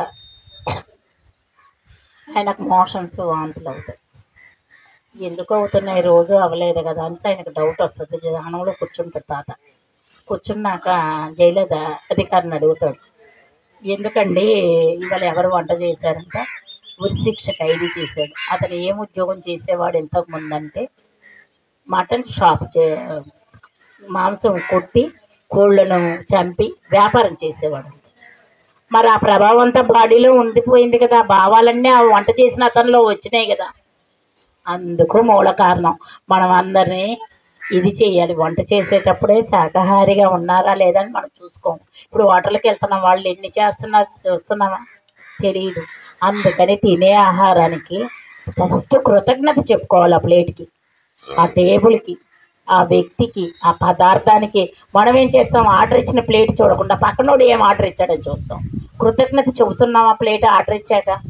వాడు ఎన్ని భావాలతో వండుతాడు, ఆ యజమాని సరైన జీవితం ఇవ్వకపోయినా వాడి భావాలని వీళ్ళలోనే ఉంటాయి. వీడు కష్టపడుతూ చేస్తాడు, ఆ చెమట ఇలా ఎదిరిస్తాడు, అందులో వేస్తాడు. అయినా మనం తింటున్నాం, రుచిగా ఉంటుంది ఫాస్ట్ ఫుడ్ అని, కానీ ఆ భావాలతోనే ఉంటాడు. కానీ అందుకని మనం తినేటప్పుడు ఆ పదార్థాలకు, ఆ ప్లేట్కి కృతజ్ఞత చెప్పుకొని తింటే మనకు అదన్నది కొంచెం క్లీన్ అవుతుందంట ఆ ప్రాసెస్. అందుకని కృతజ్ఞత చెప్పుకోవాలంట. ఒక వ్యాపారం హోటల్ పెడతారు. ఒక అబ్బాయి, ఇద్దరు కొడుకులు ఉంటారు. హోటల్లో కొడుకులనే పెడతాడు. హోటల్లో బయట వాళ్ళని వ్యక్తుల్ని పెట్టకుండా సర్వర్గా వడ్డించడానికి, బిల్లులు వేయడానికి తన పిల్లల్నే పెట్టుకుంటాడు. కానీ ఒక అబ్బాయి ఏమో వాళ్ళకు వడ్డించేటప్పుడు కృతజ్ఞత అని చెప్పి ప్లేట్ అందిస్తాడంట. థ్యాంక్స్ అండి మీరు ఆర్డర్ ఇచ్చినందుకే. ఒక పిల్లడేమో మామూలుగా ఇస్తాడంట, సప్లై చేస్తాడంట. కానీ కృతజ్ఞత అని చెప్పే అబ్బాయి హావభావాలు ఉంటాయి, ఎంతో హ్యాపీగా చెబుతాడంట. నా పదార్థం వీళ్ళు తింటున్నారు అనేసి వాళ్ళ కృతజ్ఞత చెప్పిస్తాడంట ప్లేటు. వ్యాపారం బ్రహ్మాండంగా సాగుద్దంట. అదేనండి మనం చేసే చిన్న చిన్న చిట్కాలండి. మనం చేసే వ్యాపారం మీద ధ్యాస పెట్టాలి, మనం చేసే పని మీద ధ్యాస పెట్టాలి. ధ్యానానికి ఆ టైం కేటాయించుకొని కూర్చోవాలి కానీ మనం చేసే పని మీద కూడా ధ్యాస పెట్టాలి. అది ధ్యానం చేసినట్టే అవుద్ది. తిట్టుకుంటే చేస్తాం, ఆ భావాలన్నీ ఎక్కడ పడతాయండి, మన మీదేగా పడతాయి. మనకేగా నష్టం. ఇష్టం లేకపోతే పని చేయొద్దు. మనం నేను చేయనని చెప్పేసేస్తాం, చేయను, అడ్డంగా పడుకుంటా. అది చెయ్యాలి. చేతనైతే ఇష్టమైతే పని చేద్దాం, ఇష్టం లేకపోతే తిడుతా చేస్తే ఆ భావాలన్నీ ఆ పిల్లలు తింటారు. వంట తినేసి మన మీదే రివర్స్. ఆ వంటలు కూడా కుదరవు రుచిగా. అవి అవసరమా చెప్పండి? ఇష్టపూర్తిగా చేస్తే పని ఏది చేసినా ఇష్టపూర్తిగా చెయ్యాలి, లేకపోతే మానేస్తాం. అది మనం చేస్తే అది శ్రద్ధ, సబూరి అన్న ఏదైనా ఒకటేనండి. శ్రద్ధగా చెయ్యాలి. వంట చేసినా పని చేసినా ఇష్టపూర్తిగా. మాట్లాడడం ఇష్టం లేకపోతే మానేయండి. ఇక్కడేమో పలకరిస్తాం వాళ్ళని, చక్కగా వెనక్కి వెళ్ళి తిట్టుకుంటాం. ఏంటండి మన కర్మలు ఎన్ని మూట కొట్టుకుంటున్నామండి రోజు. మగవాళ్ళమైనా ఆడవాళ్ళమైనా అదే చేస్తున్నాం. ఏం నేర్చుకున్నాం మనం, ఏం ఆచరిస్తున్నాం? తల్లిదండ్రులు ఎంతమంది అనాథ శరణాలయంలో మూలుగుతున్నాం. అనాథ శరణాలయంలో వద్దని సంకల్పం పెట్టుకుందాం మనం గట్టిగా. ఒక్కొక్క బిడ్డ తల్లిని తీసుకెళ్ళి, తండ్రిని తీసుకెళ్ళి, వస్తామమ్మ మేమని చెప్పి తీసుకెళ్ళి ఆ అనాథ శరణాలయంలో చేరుస్తున్నారు. చేరిస్తే ఆ తల్లిదండ్రులు ఎంత ఉసురుమంటున్నారండి. లక్షల కోట్లు సంపాదిస్తున్నారు, ఏం లాభం? ఆ తల్లిదండ్రులకు ముద్దయగలుగుతున్నారా? ఆ బిడ్డలు వస్తారని ఆ తల్లిదండ్రులు ఎంత ఎదురు చూస్తున్నారు. మైండ్ ఆబ్సెంట్ అయిపోయి కూడా ఉన్న తల్లిదండ్రులు. మనం ఏం చేస్తున్నామండి? ఆ శరణాలయాలు ఉండొద్దని సంకల్పం పెట్టుకుంటాం. మనం చెప్పగా మన సంకల్పం నెరవేరుద్దండి. అదే అండి మనం చేయాల్సిన పని. డబ్బు లేనమ్మా అదే పని చేస్తుంది, డబ్బున్నమ్మా అదే పని చేస్తుంది. పిల్లల్ని తీసుకెళ్ళి హాస్టల్లో వదిలేస్తున్నారు ఉద్యోగాల పేరు మీద, లేకపోతే ఫోన్లు ఇస్తున్నారు. పసిబిడ్డకు 9 నెలల బిడ్డకు కూడా ఉయ్యాల పెట్టేసి ఫోన్ ఆన్ చేసి వీళ్ళు షాపింగ్ చేసి వచ్చేస్తున్నారు. ఎంత ప్రభావం పడుతుందండి ఆ పసిబిడ్డ మీద? ఎవరు చేస్తున్నాం? మనమేగా పొరపాట్లన్నీ చేస్తున్నాం. ఎవరు కారణం? మనమే. అందుకని పిల్లలకు ఆ క్యాన్సర్ జబ్బులు వస్తున్నాయి. ఒక అమ్మకు, ఒక కయ్యకు చిన్న వయసులోనే వచ్చినాయి. మొన్న ఒక అబ్బాయికి అయితే నాకు ఎంత బాధ అనిపించిందో. ఆ అమ్మాయి అన్నది నాతో, నా రుణం తీరిపోయింది ఆంటీ, నేను ఇంతవరకు యాక్సెప్ట్ చేశాను ఆంటీ అని. అండ్ నేను ఎంత బాధపడ్డాను. ఆ బిడ్డకు తల్లి తండ్రి ఎవరు లేరు. ఆ మగబిడ్డకి కన్నే తల్లి తండ్రికి యాక్సెప్ట్ చేశారు క్రిస్టియన్స్ వాళ్ళు. అయినా కూడా నాకు ఎందుకో వెళ్ళి తల్లి తండ్రికి యాక్సెప్ట్ చేశాను. ఆ పీటల మీద అన్నీ కూర్చొని అన్నీ చేశాక ఆ అబ్బాయికి ఆ జబ్బు చేసిందని కానీ బాధపడ్డానండి. ఆ బిడ్డ అంతవరకే తెచ్చుకున్నాడు. ఆయుష్ అన్ని కొన్ని పాటలన్నీ తీసేశారండి. చిన్న వయసు 30 సంవత్సరాలు కూడా లేదు. ఆ పిల్లోడికి నీ ఆరోగ్యం నీ చేతిలో పుస్తకం పెట్టి చెప్పాల్సిన 4 ముక్కలు చెప్పి బయటకు వచ్చానండి. అంతకు మించి నేనేం చేయగలుగుతాను? ఆ బిడ్డకి ఆ భార్య బాధపడిందండి. ఎంత అనిపించిందో ఒక క్షోభ. అంటే ఆ క్యాన్సర్ వ్యాధి వాళ్ళు దాంట్లో పాఠాలు నేర్చుకోవాలని వస్తారంట ఆ బిడ్డ. కానీ కొబ్బరి చెట్టు ఉంటుంది చూసారా, దాని మీద వేర్ల మీద పాదాలు పెట్టి దాన్ని హగ్గు చేసుకుంటే ఉదయం సాయంత్రం మన వయసు ఎంత అయితే అంత ఆ క్యాన్సర్ కణాలన్నీ తీసేస్తుందంటండి కొబ్బరి చెట్టు. ఎన్ని ఉన్నాయండి మనం చెట్ల ద్వారా తెలుసుకోవాల్సినవి. మనకి ఏదన్నా బాధ వస్తే ఒక అమ్మకు చెబుతాం, ఆ అమ్మాయి ఇంకో 10 మంది చెబుతుంది. మన బాధ ఎక్కువ అవుద్దు కానీ తగ్గదండి. అదే మొక్కల దగ్గరికి వెళ్ళండి, యాప చెట్టు దగ్గరకో ఇంకో చెట్టు దగ్గరకో ఇంకో చెట్టు దగ్గరికి వెళ్ళి చెప్పుకోండి బాధని. అవి ఆలకించి మన మైండ్ రిలీఫ్ ఇస్తుంది. మైండ్ ఫస్ట్ వాళ్ళకి వీళ్ళకి చెప్పడం వల్ల మనకు తలనొప్పి పెరుగుద్ది, మన సమస్య పెరుగుద్ది తప్పితే తగ్గదు. అది తెలుసుకుందాం ఫస్ట్. ఆ చెట్లతో మాట్లాడటం నేర్చుకోవచ్చు, కుక్కలతో మాట్లాడవచ్చు, ఆవులతో మాట్లాడవచ్చు, చక్కగా ఆలకిస్తాయి మన మాట. కాకులతో మాట్లాడవచ్చు. ఒక అతను ఇంట్లో కుక్కని పెంచుతాడంట, ఫారిన్ వెళ్తాడంట. వెళ్ళేటప్పుడు వాచ్మెన్ పెడతాడంట ఆ ఇంటికి. కుక్కను అప్పచెప్తాడంట. ఇల్లు చుట్టూ పెద్ద ప్రాంగణం అంట. 6 నెలల వరకు రానయ్యా నేను, మా చెట్టుని చూసుకొని మొక్కలకు నీళ్ళు పోయి నీకు ఇల్లు ఇచ్చాను అన్నీ ఇస్తాను జీతం అని పెట్టి వెళ్తాడు. ఆడు పట్టించుకోడు ఆ కుక్కని, దానికి ముద్దేస్తాడు కానీ పట్టించుకోడు. ఇంట్లో మొక్కలన్నీ చుట్టూ తులసి వనంలాగా తయారైందంట. అన్ని రకాల తులసి చెట్లు వేసి మొత్తం వనంలాగా ఉందంట. ఆ కుక్క ఎప్పుడు చనిపోయిందో కూడా ఈ వాచ్మెన్ చూసుకో. ఈ ఫారిన్ నుంచి ఈ అబ్బాయి వస్తాడు, యజమాని వస్తాడు, ఆయనతో పాటు ఇంకో ఫ్రెండ్ వస్తాడు. వచ్చి ఏదో వాసన వస్తుందని అతనికి అనిపిస్తుంది. పక్కన వచ్చిన అతనికి ఇతను కుక్కేదని వానర్ అడుగుతుంటే ఈ వాచ్మెన్ చెప్పట్లా, కామ్గా ఉండి వెళ్ళిపోయిందండి కుక్క అది ఇది అంటాడు. ఈయన నడుస్తూ వెళ్తుంటాడు. అవి మొక్కలు వేసాం కదా, ఏ మొక్కలు ఉన్నాయి ఏం కథ చూస్తే కుక్క తగులుతుందండి కాలు. అప్పటికే 10 రోజులు ఆ కుక్క చనిపోయి. అయినా వాసనలు రాలేదంటే కారణం ఏంటి? తులసి మొక్కలు ఉండడం మూలన దుర్గంధం రాలేదు. మనకు మంచినే ఇస్తాయి, 24 గంటలు ఆక్సిజన్నే ఇస్తుంది, కార్బన్ డైఆక్సైడ్ని ఇవ్వదు తులసి చెట్టు. మరి ఆ కుక్క వాసన ఒక్క పూట 1 గంట ఒక రోడ్డు మీద పడితే ఎంత దుర్గంధం వస్తుంది చూడండి. మరి తులసి మొక్కలు ఎన్ని ఉన్నాయి, మరి ఎంత స్మెల్ వచ్చింది ఆ కుక్క చనిపోయినా. ఇంత పురుగు పట్టలేదు, వాసన రాలేదు. ఆ కుక్కకు ఎంత వెళ్ళి ఆ మొక్కలలో చనిపోయింది. మరి ఎన్ని తెలుసుకోవాలండి మనం చిన్న చిన్నవి. కుక్కని పెంచుతున్నాం, వాటికి మనం కాపలా ఉంటున్నామా, మనకు అవి కాపలా ఉంటున్నాయా? వాటికే సేవ చేస్తున్నాం. ఏదో జన్మలో రుణం ఉంటేనే వాటిని పెంచుతామంట మనం. ఆవులైనా దూడలైనా పిల్లులైనా ఇంటి చుట్టూ కొంతమంది పిల్లులు కుక్కలు 2 కుక్కలు 3 కుక్కలు జీతాలు 15,000 20,000 ఇచ్చి పెంచుతారు. 15 సంవత్సరాలు 20 సంవత్సరాలు ఆయుష్ ఉండదంట కుక్కలకు. 12 సంవత్సరాలు గ్రేడ్ని బట్టి ఆయుష్ ఉంటుందంట. ఆ ఆయుష్ని బట్టి మన దగ్గరే ఉంటుంది. కానీ మనం అయ్యి మనని కాపలాకు ఉన్నట్లే మనం పెట్టిన కృతజ్ఞతకు రూపాన ఎవరన్నా వస్తే మొరుగుద్ది. వచ్చినోడు ఏదన్నా బిస్కెట్ అయితే అది మొరగదు. మనం వాటిని కాపాడుతున్నా, అవి మనల్ని కాపాడుతున్నాయా చెప్పండి? మనమే రుణం ఉన్నాం కుక్కకి. కుక్క కాదు అనుకో విశ్వాసంతో ఉన్నది. మనమే రుణం ఉండి ఆ కుక్కల్ని తెచ్చుకొని పెంచుకుంటున్నాం, ఆవుల్ని పెంచుతున్నాం. అదంటే వ్యాపారం అనుకోండి. ఆవులతో కూడా మాట్లాడవచ్చండి. గర్భిణీ ఆవు ఉందనుకోండి, దాంతో చక్కగా చెప్పొచ్చు. మాట్లాడితే వింటదంట. అది కూడా చెవులో వెళ్ళి చక్కగా మనం వెళ్ళి ఆ గోసాల్లో కూర్చుంటేనండి 2-3 సార్లు ఎక్కడికో వెళ్ళిపోతున్న సొరంగంలో లాగా. ఎప్పుడు గోసాల్లో కూర్చున్నా వెళ్ళిపోతున్నా. పెద్దగా లైట్ వెలుతురులాగా వస్తుంది, సొరంగం కనబడుతూ ఉంటుంది. ఆ వెలుతురులో వెళ్తానే ఉంటా. మరి అది ఆగలేదు ఇంతవరకు. ఏ గోసాల్లో కూర్చొని ధ్యానం చేసే 5 నిమిషాలే, ఆ 5 నిమిషాల్లో వెళ్ళిపోతానే ఉంటా. అంత ఎనర్జీ ఉంటుందండి గోసాల్లో. మనం తెలియక వాసన వస్తుంది అనుకుంటాం, కాదండి.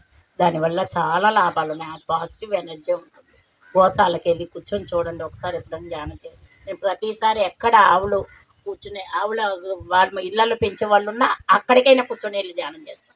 వాటితో చెబుతా చెప్పాల్సిన మాటలన్నీ మనుషులకు ఎలా చెబుతాం అలాగే చెబుతాను. చక్కగా ఆలకించుతుంది. పాలు పిండుతున్నాము, ఎంత పాలు నెయ్యి అన్నీ తింటున్నామా? మనం వాటికి ఏమి ఇస్తున్నాం చెప్పండి? వాటి బిడ్డకు కూడా ఇవ్వకుండా ఇంజక్షన్ల ద్వారా ఉత్పత్తి చేసే పాలన ఇస్తున్నారు. మన పాలనన్నిటి తాగుతున్నాం. వాటి కృతజ్ఞత చెబుతున్నామా మనం? ఆవుకు కానీ గేదకు కానీ, గేదె ఎంత ఉత్పత్తి చేస్తుందో వాటికి ఇంజక్షన్లు ఇచ్చి, గోవులకు అలాగే ఇంజక్షన్లు ఇచ్చి సంతానం ఉత్పత్తి చేస్తుంది. ఎంత ఇదండి. గోవులను తీసుకెళ్ళి కబేలకి వేస్తున్నారు. ఆ కబేలకి వెళ్ళి ఆవులను చూస్తే ఎంత పోషిస్తుంది. మనం శాఖాహార ర్యాలీకి వెళ్ళినప్పుడు చూడండి చక్కగా నుంచుంటాం. ఆ మటన్ కొట్టు దగ్గర ఆ ఆత్మలు ఎదురు చూస్తాయంట మన కొరకు, మనకు వచ్చారు మన ఆత్మల్ని పంపించడానికి పైలోకలు, కానీ సంతోషంతో పొంగిపోతాయంట. మనమేమో వాసన పడలేక ముక్కును మోసుకుంటాం, అది కాదండి. వాటికి చెప్పాలి, మీరు మగజీవులారా ఇక్కడ ఉండొద్దు, సాధన చేసి మాతో పాటు శక్తిని తీసుకొని సత్యలోకానికి వెళ్ళి జన్మ తీసుకోండి అంటే మనం వాటికి మోక్షం ఇచ్చినట్టు. బట్ తెలియదంట అజ్ఞానంతో. కొంతమంది పెద్దోళ్ళు కూడా ఉంటారండి, దారి తెలియక ఇక్కడిక్కడే తిరుగుతారంట ఎన్ని ఏళ్ళైనా. వాళ్ళు కూడా కనపడతారు ధ్యానంలో. నేను ధ్యానంలోకి వచ్చినప్పుడు ఇలా ఒక ఆయన ఉంటాడు, అలా అంత వయసు అయినా ఇంకో అతను ఉంటాడు ఇంకో వెనకాల. మళ్ళీ ధ్యానంలో కూర్చొని వేసుకుంటా ప్రశ్న, ఈ ముందున్న వ్యక్తి కాదు కదా నా ముందు కూర్చున్నది ధ్యానంలో నాకు కనపడేది, ఈ వ్యక్తి కాదు, ఇంకో వ్యక్తి ఎవరో అని అడుగుతాను. అమ్మ నాకు దారి తెలియట్లేదమ్మా అంటాడు. మళ్ళీ ఇంకో గంట ధ్యానంలో కూర్చొని మీరు మాతో పాటు ధ్యానం చేయండి, శక్తిని తీసుకోండి, సత్యలోకానికి వెళ్ళి ఇంకో జన్మ తీసుకోండి అంటే వాళ్ళు వెళ్ళిపోతారండి. అది పున్నామ నరకం నుండి తప్పించడం అంటే మగ బిడ్డలు తలగొరివి పెడితే కాదు, పున్నామ నరకం కాదు. ఇక్కడిక్కడ తిరిగి అత్తింటి వాళ్ళ తరపున, పుట్టింటి తరపున, మామగారి తరపున, నాన్నగారి తరపున ఆత్మలు ఎన్నో వేల సంవత్సరాలు తరబడి తెలియక వాళ్ళ పైలోకాలకి వెళ్ళక లేక ఇక్కడికి తిరిగి ఎన్నో ఆత్మలు ఉన్నాయంట. మన చుట్టాలే కానీ, ఇల్లుగల్లోళ్ళే కానీ, పక్కన వాళ్ళే కానీ అన్ని ఆత్మలకు మనం కూర్చొని ధ్యానంలో పంపిస్తే అది పున్నామ నరకం నుంచి మనం తప్పించినట్టు. అటు 7 తరాలు, ఇటు 7 తరాలు.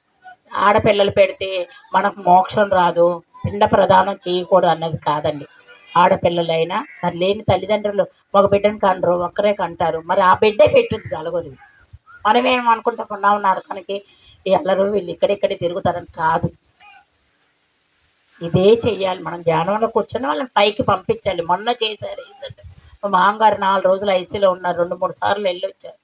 నాకు అర్థం కాక సీనియర్ మాస్టర్కి చెప్పా, ఇలా జరుగుతుందండి మా మామగారు.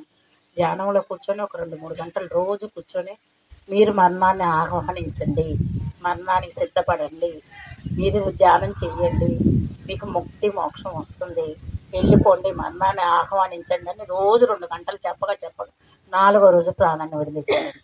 అది మనం చేయవలసింది.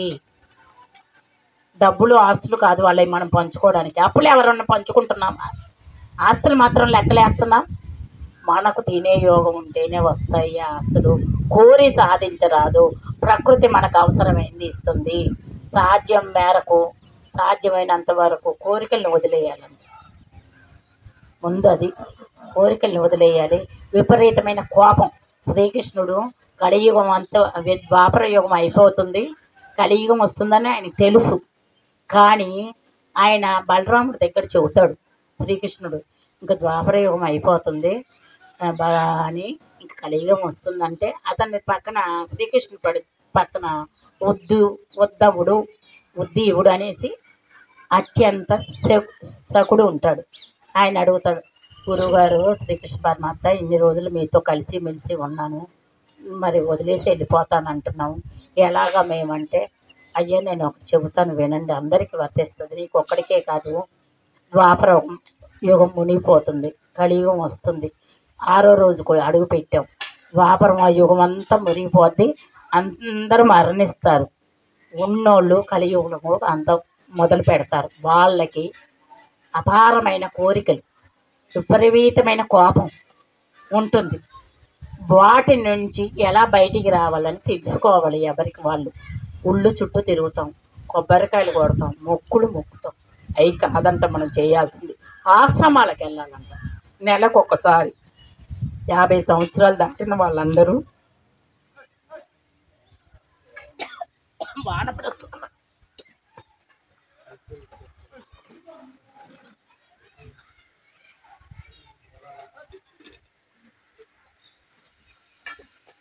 50 సంవత్సరాలు దాటిన వాళ్ళందరూ నెలకొకసారి అమావాస్యకి, పౌర్ణమికి ఆశ్రమాలకు వెళ్తే వానప్రస్థానం అంటది. కుటుంబం కొరకు, అత్తగారి కొరకు, భర్త కొరకు, పిల్లల కొరకు, అందరి కొరకు మనం చేస్తున్నాం సేవ. మన కొరకు మనం ఏం చేస్తున్నాం? నెలకు ఒకసారి 2 రోజులు 3 రోజులు ఏ ఆశ్రమం ఉంటే ఆ ఆశ్రమం దగ్గరికి వెళ్ళండి. తాతగారు ఆశ్రమం అని, పోలయ్య తాత ఆశ్రమం అని, మెహర్ బాబా ఆశ్రమం అని, మొగలరాజపురంలో ఎన్నో ఉన్నాయి, పిరమిడ్లు ఉన్నాయి. నెలకు ఒకసారి విజిట్ చేద్దాం. విజిట్ చేస్తే మనకు ప్రశాంతంగా ఉంటుంది, ఇంట్లో వాళ్ళు ప్రశాంతంగా ఉంటారు. మనకు కావాల్సిన ఆదాయం మనమే సంపాదించుకుందాం. పిల్లలు ఇవ్వలేదని వాళ్ళని అనొద్దంట.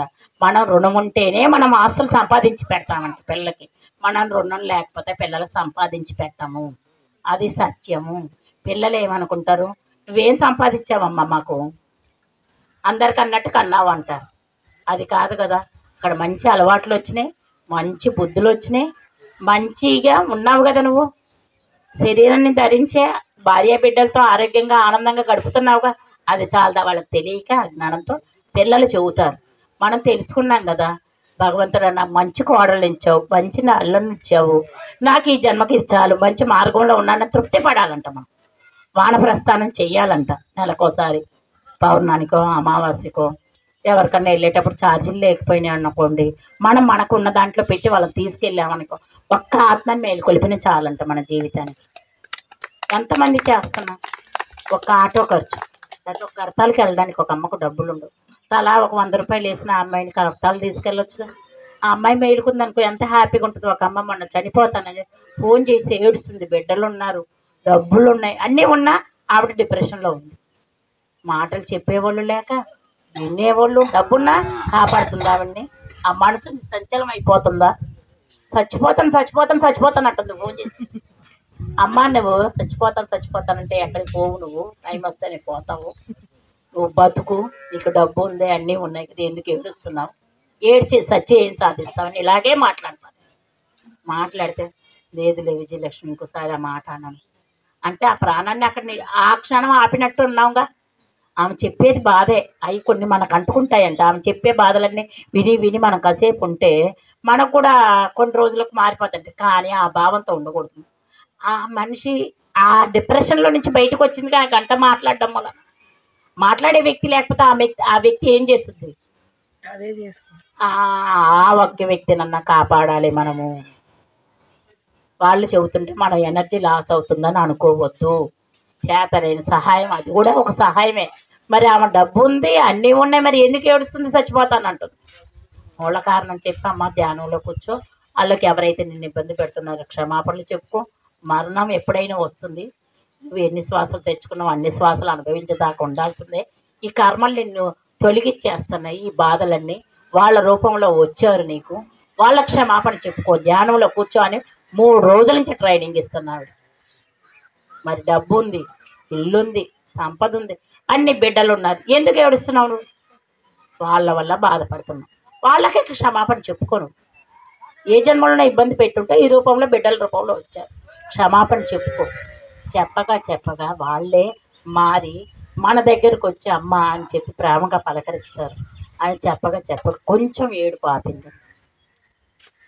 మన చేతనైన సహాయం ఆ విధంగా కూడా చేయొచ్చండి. మన దగ్గర డబ్బక్కర్లేదు. 2 మంచి మాటలేకే చెప్పాను నేను. విజయలక్ష్మి నిన్ను నమ్ముతాను విజయలక్ష్మి, ఇవి ఎంతమంది బిడ్డలు ఉన్నా కాపాడలేకపోయారు, నన్ను ఏం చేయలేకపోయారంట. మనం చేయాల్సింది ఒక చిన్న మాటగా చెప్పాను. ఏం చెప్పాను, చెప్పిన గంట సేపు విన్నాను నా చెవులతో. విని ఒక్క మొక్క చెప్పాను. చేతనే సాయం అది కూడా చేయొచ్చండి. ఎంతోమంది ఉన్నారండి ఆ భాగ్యం వల్ల. చెప్పేవాళ్ళు లేక, వినేవాళ్ళు లేక, అర్థం చేసుకోలేక టెన్షన్కి ఏం చేస్తున్నా షుగర్ వస్తుంది. ఎన్ని అడ్డదిడ్డమైన ఆలోచనలు చేస్తారో వాళ్ళు. మాధుర్యానికి గత జన్మలో దూరం చేస్తారంట వాళ్ళు. తీపి గుర్తులు కూడా లేకుండా ఒక్కొక్కరిని బాధ పెడతారంట. బాధలు పెట్టి అడ్డదిడ్డ తీపికి దూరం చేసిన వాళ్ళందరికీ ఈ జన్మలో షుగర్ వ్యాధులు వస్తున్నాయి. మాధుర్యాన్ని స్వీకరించాలి, మాధుర్యాన్ని పంచాలి అందరికీ. నీకు లోపల ఎన్ని బాధలన్నా ఉంటాయి, అందరికీ ఉంటాయి, ఎవరికి తగ్గవి వాళ్ళకి ఉంటాయి, ఉండవని కాదు. ఎవరిని వాళ్ళు మలుచుకొని ధైర్యంగా బతకాలి, ఒక అడుగు ముందుకు వెయ్యాలి. ఆ షుగర్ వ్యాధి ఉన్నోళ్ళకు, థైరాయిడ్ ఉన్నోళ్ళకి వెళ్ళి చెప్పండి, ఇలా మీరు థైరాయిడ్కు సాధన చేయండి తగ్గుద్ది, షుగర్కు సాధన చేయండి తగ్గుద్ది, మీరు రండి మాతో పాటు 1 గంట కేటాయించండి అని చెబుతూ చెప్పగా విత్తనాలు చల్లగానే మొలకెత్తావు కదా పొలంలో. మనం మంచి మాటలు చెప్పే కొద్దీ మనం వేసే విత్తనాలు కూడా ఒక టైం వచ్చినప్పుడు మొలకెత్తుతాయండి. అందుకని మనం ఫస్ట్ చెప్పడం మన ధర్మం, ఆచరించడం 2వ ధర్మం. కోపం, బాధ, భయం, అసూయ, కోరికలు ఇన్ని ఉంటున్నాయి. మరి వాటిని ఎలా దాటుతాం? దాటాలి కదా. మొక్కులు మొక్కుకుంటాం, మొక్కులు మొక్కుతూ తీర్చేస్తాడు ఆ భగవంతుడు. ఏం తీర్చడు, ఆయన కూడా సాధన చేయమంటాడు. మనం తెలియక శివయ్య కాకపోతే వెంకటేశ్వర స్వామి, వెంకటేశ్వర స్వామి కాకపోతే కనకదుర్గమ్మ, కనకదుర్గమ్మ కాకపోతే తిరుపతి అంటాం. మనమే పరిగెత్తుతున్నాం కానీ ఆయన ఏం పరిగెత్తట్లా, అక్కడ ఉండి అలా చూస్తూ ఉంటాడు. అక్కడ నిమిత్త మాత్రగానే ఉంటాడు. మనమే పరిగెత్తుతున్నాం, ఆయన ఏం పరిగెత్తట్లా. కూర్చోయ్యని జ్ఞానం ఆయనే అదే చెబుతున్నాడు. పార్వతి పరమేశ్వరుడు అదే చెబుతున్నాడు. స్థితి లయ కారకుడు వాళ్ళే. మనం ఏం చేస్తున్నాం? పరిగెత్తుతున్నాం. పరిగెత్తినందువల్ల కొంచెం ఇదిగా ఉన్నప్పుడు ఎప్పుడో ఒకసారి వెళ్ళొచ్చు బయటికి, కాదనట్లేదు. అది కూడా మనం అక్కడికి వెళ్ళైనా పరిగెత్తి రాకుండా ఒక రోజన్నా కేటాయించుకుని, ఒక గంట కేటాయించుకుని ఒక మూల కూర్చొని సాధన చేసుకుంటే అక్కడ మనకు ఎనర్జీ ఫ్లో బాగా అవుతుందండి. అది చెయ్యాలి. ఊళ్ళోకి వెళ్ళొచ్చు, సాధనే చేయాలి. అక్కడికి వెళ్ళి కోరికలు కోరద్దు. ఏది ఇచ్చినా నేను యాక్సెప్ట్ చేస్తాను భగవంతుడా, దానికి సిద్ధంగా ఉన్నాను, సంపూర్ణంగా శరణాగతి భగవంతుడు అని చెప్పుకొని ధ్యానం చేయండి. ఎవరన్నా కనపడితే ఆ గుళ్ళో కూడా అమ్మ ఒక 5 నిమిషాలు ధ్యానం చేయమని చెబుతాయి. ఎక్కడికి వెళ్ళినా అదే పని. ఆటోలో ట్రైన్లో ప్రయాణం చేసినప్పుడైనా గమనిస్తా వాళ్ళని వ్యక్తులకి ఏదైనా పుస్తకం పాంప్లెట్ బ్యాగ్లో అదే చేస్తా. మనం చేయాల్సిందల్లా ప్రచారమే. బుద్ధుడు వెనకాల ఆనందుడు వెళ్తాడు, వాళ్ళు ధ్యాన ప్రచారానికే వెళ్తారు. వెళ్తూ ఉంటే ఆనందుడు, బుద్ధుడు, ఆ శిష్యు బృందం అందరూ వెళ్తుంటారు. అప్పుడు ఎక్కడి సౌకర్యం లేదు కదా. చాలా అందగాడు ఆనందుడు. ఒక బావి దగ్గరికి వెళ్ళి ఒక అమ్మాయిని మంచినీళ్ళు అడుగుతాడు. అడిగితే ఆ అమ్మాయి అతని వంకే చూస్తుంటుంది, ఆనందుడు వంక. ఇతను చాలా బాగున్నాడు, నా పెళ్లి చేసుకుంటే బాగుంటుందని ఈవిడ అనుకుంటుంది, మంచినీళ్ళు పోస్తా. కానీ ఆనందుడు మాత్రం మంచినీళ్ళు తాగి తప్పుకొని మళ్ళీ తన శిష్య బృందంతో బయలుదేరతారు. ఇంటికి వెళ్తుంది. వెళ్ళి వాళ్ళ అమ్మ నాన్న పెళ్లి చేస్తామమ్మా, నీకు ఏ సంబంధం తెచ్చినా ఒప్పుకోవట్లేదు ఏంటమ్మా అని అడుగుతారు. లేదమ్మా, నిన్న ఒక ఆయన వచ్చాడు, సాధువులాగే ఉన్నాడు, చాలా అందగాడు, చాలా బాగున్నాడు, అతన్ని అయితే పెళ్లి చేసుకుంటాను అంటారు తల్లిదండ్రులకు చెప్పు. తల్లిదండ్రులు ఇంకెన్ని సంబంధాలు చూసి వాళ్ళు విసిగిపోయి ఆశ్రమానికి వాళ్ళు ఉండే చోటుకి వెళ్ళి అతనితోనే ఆనందుడితో ఆ తల్లిదండ్రులు అడుగుతారు. ఆ అమ్మాయిని కూడా తీసుకెళ్తారు. తీసుకెళ్తే ఏంటయ్యా అంటే, మేము కాషాయ బట్టలు ధరించాం, ఒక పూట తిండి ఉంటుంది, ఒక పూట తిండి ఉండదు, ఒకరోజు మంచినీళ్ళు కూడా ఉండవు, ఏది ఇల్లు ఉండదు, వాకిలు ఉండదు, ఏముండదు, కాళ్ళకు చెప్పులు ఉండవు, తలకు నూనె ఉండదు, గుండె కొట్టించుకుంటాం, మా ప్రయాణం ఇది, మా జీవితం ఇది అంటే, సరే పర్వాలేదు అంటది అమ్మాయి. అన్నాక ఇంటికి వెళ్ళాక ఆయన ఏం చెబుతాడు ఆనందుడు, ఆ అమ్మాయికి 41 రోజులు ఏది ఉంటే అది తిను, నేలపటకే పడుకో, ఏం కోరికలు ఆశలు పెట్టుకోబాకు, ఏది ఉంటే తిని, ఇంట్లో ఏది చెబుతా చేయి. మీ తల్లిదండ్రులు ఇంట్లో 41 రోజులు చేస్తుంది. చేశాక మళ్ళీ ఆశ్రమానికి వచ్చుద్ది. వచ్చి ఏంటమ్మా పెళ్లి చేసుకుందామని ఆలోచన ఉందంటే, ఇప్పుడు లేదండి. ఏమైంది అమ్మాయి మైండ్ 41 రోజులు సాధన చేసేసరికి ఆ అమ్మాయి మైండ్లో ఉన్న ఆలోచనలు అన్నీ పోయినాయి. అది మనకు కూడా అందుకే 41 రోజులు సాధన చేయండి, దాని ఫలితం తెలుస్తుంది అని చెబుతారు. మనమేం చేస్తాం, మాకు కష్టాలు వస్తాయి, నిజమే, సాధన వల్ల కష్టాలు వస్తాయి, ముందుకు వస్తాయి. అవి ఏమనుకుంటాయంట, మనం చేస్తున్నాం కదా సాధన, సోల్ ఏమనుకుంటుందంటే ఇదే ఆఖరి జన్మ అవ్వాలి, నాకు కష్టాలన్నీ ఇప్పుడే అనుభవిస్తుందని సోల్ అనుకుంటుంది.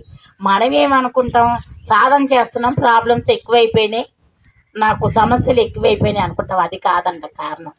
ఈ జన్మలోనే సమస్యలన్నీ తీరిపోవాలని సోల్ అనుకొని, ఒక్కొక్క సమస్య పోతే ఇంకో సమస్య వస్తుంది, ఒక సమస్య పోతే ఇంకోటి వస్తుంది. ఆ ఎదుర్కొనే శక్తి మనలో ఉంది కాబట్టి ఆ సమస్య మన ముందుకు వస్తుంది. దాన్ని తీర్చే విధానం కూడా మనమే తెలుసుకోవాలి. సాధన చేసావు, వాళ్ళ క్షమాపణలు చెప్పావు, సజ్జన సాంగత్యం చేసావు, స్వాధ్యాయం చేసావు, మంచి పనులు చేసావు, కర్మలు మనమే తొలగించుకోవాలి. ఎవ్వరు వచ్చి తీర్చరు. అందుకని మనం యాక్సెప్ట్ చేయాలి వచ్చిన కష్టాలని. ఫస్ట్ కోరికలా ఉండకూడదు, కోపం ఉండకూడదు, డబ్బు మీద ఇష్టం ఉండకూడదు, కోపం ఉండకూడదు, కోరికలు ఉండకూడదు. మనం గత జన్మ దాన్ని బట్టి ఇప్పుడు జీవిస్తున్నాం, దానికి క్షమాపణలు చెప్పుకోవడం, ధైర్యం ఉండడం, తెలిసిన సహాయం చేయడం, ఇవేనండి. నేనేం చేయలేదండి, అన్ని మంచి పనులే చేశానంటది ఒక్కొక్క అమ్మాయి. చేసింది గత జన్మలో చేసింది నీకు తెలుసా? ఒక భార్య భర్తలు ఉంటారు, వాళ్ళకి 2 ఆడపిల్లలు ఉంటారు, కానీ భర్త అస్సలు మాట్లాడు, రూపాయి ఇవ్వడు, ఇంట్లో ఏదో తెచ్చి పెడతాడు, వండి పెడుతుంది ఆ తల్లి. ఆ భార్య, ఇద్దరు పిల్లలకు ఉంటారు, మామగారు ఉంటాడు. వాళ్ళ తల్లిదండ్రులు వచ్చిన వైజాగ్ ఆ అబ్బాయి ఉద్యోగానికి వెళ్ళే టైం చూసి ట్యాంక్ వెనకాల దాక్కునే తల్లి కూతుర్నే మనవరాలను చూడడానికి వస్తుందంట. వాళ్ళ నాన్నగారు సాధన చేస్తాడంట, ఎప్పుడో ఒక పుస్తకం కొని పెట్టాడంట ధ్యానానికి సంబంధించింది. ఆ అమ్మాయి రోజు ఏడుస్తా కూర్చునేదంట. ఒకరోజు ఎందుకో పుస్తకాలన్నీ తిరిగేసిందంట. ఆ పుస్తకంలో ధ్యానం చేసే విధానాలన్నీ ఉన్నాయంట. ఆ పుస్తకం చదివేసి ఎట్టయినా నేను సాధన చెయ్యాలి, జ్ఞానైనా తెలుసుకోవాలి, దీన్ని గట్టిగా పట్టుకోవాలని అమ్మాయి రోజు సాయిబాబా గుడికి 41 రోజులు వెళ్ళడం మొదలుపెట్టింది. ఆ 41 రోజుల తర్వాత ధ్యానంలో కూర్చుంటే అమ్మాయికి ధ్యాన విధానం అంతా పుస్తకంలో ఉంది. వాళ్ళ నాన్నగారు చేసేవాళ్ళు చెప్తే ఈ అమ్మాయి వినేది కాదు. ఈ అమ్మాయి ఇంట్లో సిచ్యువేషన్లు తట్టుకోలేక ఎన్ని బాధలు పడిందో ఆ అమ్మాయికి తెలుసు. కానీ ఆ పుస్తకం చదివాక దాంట్లో ఏదైతే విధానాలు ఉన్నాయో క్షమాపణలు చెప్పుకోవడం, గత జన్మలో అని తెలియదు అమ్మాయికి, అన్నీ తెలియదు. 41 రోజులు సాధన చేశాక ఏమని కనపడిందంటే ఆ మామగారే గత జన్మలో రెండో భార్య అంట. ఈ జన్మలో మామగారి రూపంలో వచ్చాడు తన ఇంట్లోకి. మరి మొదటి భార్య ఉండగా ఈ అమ్మాయి రెండో భార్యగా వెళ్ళింది గత జన్మలో, సుఖాల కొరకు వెళ్ళింది. మరి ఈ జన్మలో ఏమైంది? మొదటి భార్యగానే వెళ్ళావు, 2 బిడ్డల్ని కన్నావు, కానీ బాధలు పడుతున్నావు కదా. ఆ మామగారే రెండో భార్య ఈ అమ్మాయి గత జన్మ. ఈ జన్మలో మొదటి భార్య మామగారు ఈ అమ్మాయి క్షమాపణలు చెప్పుకోగా వాళ్ళు భార్య భర్త మామగారు మామూలుగా మారిపోయారంట. ఈ అమ్మాయికి ఛార్జీలు ఇచ్చి ఈ అమ్మగారి ఇంటికి వెళ్ళు, జానకులేసి వెళ్ళాలి చెప్పే స్థాయికి మారారు. ఎంత మహిమందో చూడండి సాధనకి. మరి ఇవన్నీ మనం గత జన్మలు చేసుకున్న పుణ్యఫలాలే కదా, తెలియక ఎన్ని అనుకుంటున్నాము కానీ. మరి ఎక్కడికి పోయింది అమ్మాయి? ఆ కారణమే పాపం చేసుకున్నాక చక్కగా వాళ్ళే టికెట్లు కొని చక్కగా భార్యాభర్తలు కలిసి ఉన్నారు. ఇప్పుడు ఆ అమ్మాయి వచ్చి అందరికీ చెప్పుద్ది అనుభవం, నేను ఇలా పొందాను, నేను గత జన్మలో ఈ తప్పు చేశాను. మనకు తెలియదు కదా, ఏమనుకుంటాం, ఎదురింటి వాళ్ళు బాధపడుతుంటే అలా బాధపడుతున్నారు, ఇలాగున్నారు, అలాగే. అది కూడా ఒక వినట్టుగా మనం ఉంటే మనకు మంచిది. చేతనైతే అమ్మ సాధన చెయ్యమ్మా బాగుంటుందని చెప్పాలి. అదొక్కటే మార్గం అండి, అంతకుమించి ఏం లేదు. విక్టోరియా మహారాణి ఉండేది. ఆవిడ అంతఃపురంలో ఎంతమంది చలికెత్తలు ఉంటారు ఆవిడకి? చాలామంది చిలికెత్తలు ఉంటారు. వాళ్ళ భోగాలన్నీ వాళ్ళే అనుభవిస్తారు. కానీ చెలికెత్తలకు భోజనానికి టైం ఇచ్చేది కాదంట ఆవిడ. వాళ్ళ ఆకలితో అలమటించేవాళ్ళంట. ఆకలికి టైం అవుతుందంటే మరి ఆవిడ రాణి పంపిస్తేనేగా చిలికెత్తలు భోజనానికి వెళ్ళేది. పంపించేది కాదంట, తిండి పెట్టేది కాదంట. అయినా వాళ్ళ సర్దుకుపోయి అలాగే చెలికత్తలు సేవలు చేసేవాళ్ళంట. మళ్ళీ జన్మలో భిక్షగత్తెగా ఉండి ఆ విక్టోరియా మహారాణి 3 బిడ్డలు పెట్టుకొని ఇస్తరాకులు వేస్తారు చూసావా, రోడ్డు మీద ఫంక్షన్లు అయిపోయా ఆ కాకులు ఇస్తరాకు ఎంగిలి ఆకులన్నీ ఏరుకొని ఆ బిడ్డలకు తను తింటూ ఆ బిడ్డలకు పెడుతున్నాను. మరి ఆ పుణ్యఫలమేనంటే ఈ జన్మలో వచ్చి. మరి అందుకని మనం ముందు మన ఇంటికి వచ్చిన అతిథికి పెట్టాలి, వాళ్ళకి పెట్టాక మనం తినాలి అనేది. అందుకు మనం చేసిన పుణ్యఫలం ఎక్కడికి పోదండి, కానీ ఫలితం ఆశించి పని చేయకూడదు. మరి ఎక్కడికి పోయింది ఆవిడ పుణ్యం? రాణివే, మరి మళ్ళీ జన్మకు బిచ్చగత్తలాగా తయారై ఎక్కడికి పోయింది ఆ పుణ్యం? అందుకని ఉన్న దాంట్లో పెడదామండి. నీకేది ఉంటే అదే ఇష్టపూర్తిగా పెట్టాలి, తిడతా పెట్టకూడదు. బిచ్చగాడు వచ్చాడు, అయ్యా లేవయ్యని చెప్పు, వెళ్ళిపోతాడు. అంతేగాని నుంచో పెడతాడు, ఎదురు చూస్తాడు ఆశతో. ఆయన 10 నిమిషాలు 2 నిమిషాలు ఒక్కొక్క 5 నిమిషాల నుంచి అయ్యా అమ్మ కూడా ఉంటుంది, లేదయ్యా అని ఇట్లా సైగ చేస్తే వెళ్ళిపోతారు. వాళ్ళు భిక్షాటనలో నైపుణ్యం పొందడానికి వస్తారు, ఆ జీవితం అంతా భిక్షాటనకే వస్తారంట. మనం తెలియక వీడు ఏంటి వాడికే ఉంటాయి మళ్ళీ ఆస్తులు, వాడు తిండు, ఆస్తి అంతా పోగేసి అక్కడ పక్కన పెడతాడు. అన్న వదిన అన్నయ్యకు చెల్లెలు ఉంటుంది, కానీ చెల్లిని ఎప్పుడు వాళ్ళ వదిన ఎవరికో ఒకరికి ఇచ్చి పెళ్లి చేసేయాలి, ఈ అమ్మాయి నేను చూస్తాను. కానీ అన్నయ్య మనసు ఒప్పదుగా, ఏ మంచి అమ్మాయిని ఇచ్చి పెళ్లి చేయాలి చెల్లికి అనుకుంటారు. కానీ ఆ వదిన ఏం చేస్తుంది, ఆఖరికి పిచ్చగాన్ని తీసుకొచ్చి పెళ్లి చేస్తుంది. అయినా ఈ అమ్మాయి మార్గం తప్పలేదు, ఇంట్లో పరిస్థితులు బాగాలేదు అని యాక్సెప్ట్ చేసి ఆ పిచ్చగాన్ని పెళ్లి చేసుకుంటారు. వాడు ఇంటికి తీసుకెళ్తే ఆ అమ్మాయి ఇల్లు భోగం చూస్తే, ఆ ఇంట్లో పెడితే 2 బెడ్రూమ్, ఆ అమ్మాయిని చూసుకునే విధానం చూస్తే వైభోగం. వాడు అన్నీ అడుక్కొని వచ్చి భిక్షాటన చేసి ఈ అమ్మాయిని మాట అనకుండా చక్కగా రానేలాగా చూసుకుంటున్నాం. బిచ్చగాడనే ఇచ్చింది వదిన, టయానికి ఏమైంది, దశ మారింది. బిచ్చగాళ్ళగా ఉన్నోళ్ళు కూడా పిచ్చోడని తెలుసు వదినకు. అయినా ఈ అమ్మాయికి కర్మ రూపంలో బిచ్చగాడిని చేసుకోవాలని రాసి పెట్టింది యోగంలో. అందుకే బిచ్చగాడిని చేసుకుంది. అయినా కూడా ఏంట బాగానే ఉంది అమ్మాయి, అక్కడ చూడడానికి బిచ్చగాడు కానీ అక్కడ సకాల భోగాలు అనుభవిస్తుంది అమ్మాయి. తర్వాత అందరూ అనుకున్నారు తన భర్తని మార్చుకుంది, అందరిలాగే హ్యాపీగా బతుకుతుంది. బిచ్చగాడిని కూడా యాక్సెప్ట్ చేయాలన్నది అక్కడ అర్థం. యాక్సెప్ట్ చేసిందిగా అమ్మాయి పరిస్థితుల ప్రభావాన్ని బట్టి ఆ బిచ్చగాడిని కూడా పెళ్లి చేసుకుంది. మరి దాంట్లోనే మోక్షం వచ్చింది చూడు. వాడు పేరుకే బిచ్చగాడు, లోపల ఎన్ని భోగాలు అనుభవిస్తుంది అమ్మాయి.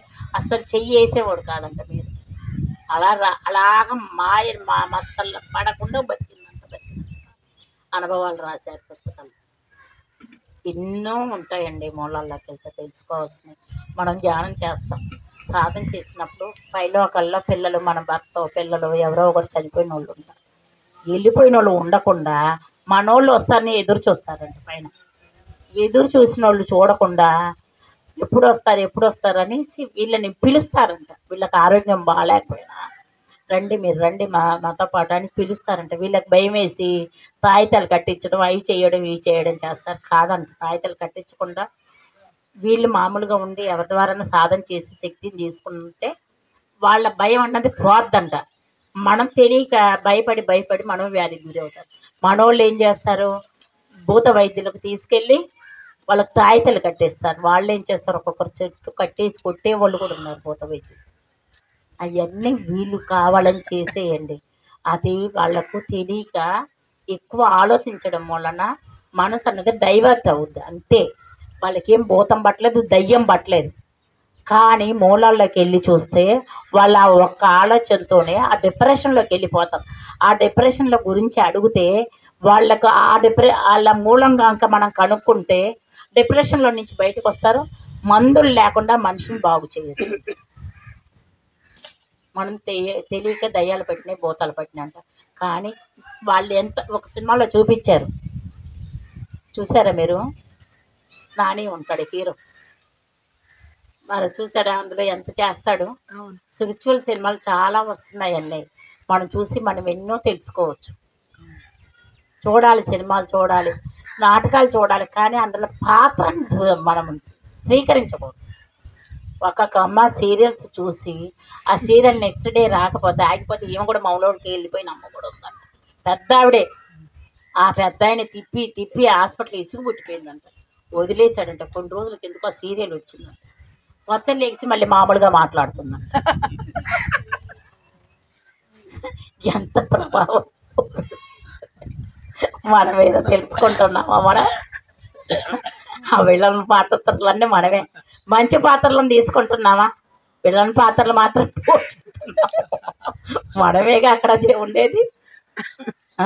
ఎన్ని చేస్తున్నామండి మనమే తప్పుల్ని. రోజుకు ఒకసారి ఫోన్ మాట్లాడతాం, వంట చేస్తున్నాం, ఆ వంట వస్తుంది. ఫోనే అమ్మ ఒక నిమిషం తర్వాత మాట్లాడతానని చెబుతున్నామా? లేదు, కట్యూన్ చేసి ఉప్పు కారం ఉప్పు వేసి వడ్డించేస్తున్నాం. వాళ్ళ ఇంటికి వచ్చి చిరాకు పడుతున్నాం, వంట కుదరలేదు. మనమేగా తప్పులు చేస్తున్నాం. అదేదో ఫోన్ పక్కన పెట్టేసి టీవీ కట్టేసి హాయిగా ఈ ఆహారం తినే వాళ్ళందరూ శాకాహారిగా మారాలి, చక్కగా ఆనందంగా ఉండాలి, మా కుటుంబ సభ్యులందరూ శాకాహారులు అవ్వాలి, ఆనందంగా ఉండాలి, ఉత్సాహంగా ఉండాలి, ఉల్లాసంగా ఉండాలి, కలిసిమెలిసి జీవించాలని ఒక్క మాట అన్నా రిలీజ్ చేద్దాం ఈ రోజు నుంచి. వంట చేసేటప్పుడు ఫలితం ఆశించకుండా పని చేద్దాం.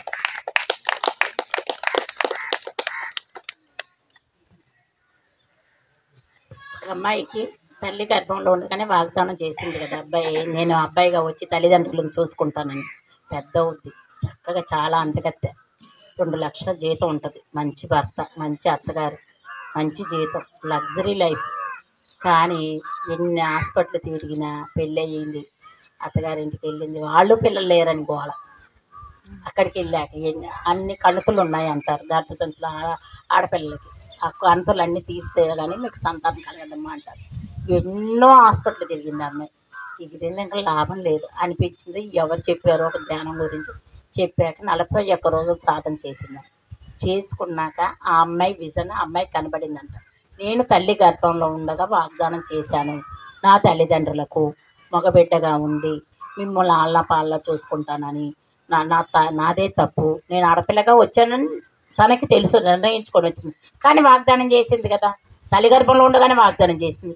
ఆ బ్లాక్స్ కూడా మనలో ఉంటాయంట, అవన్నీ కరిగించుకోవాలి.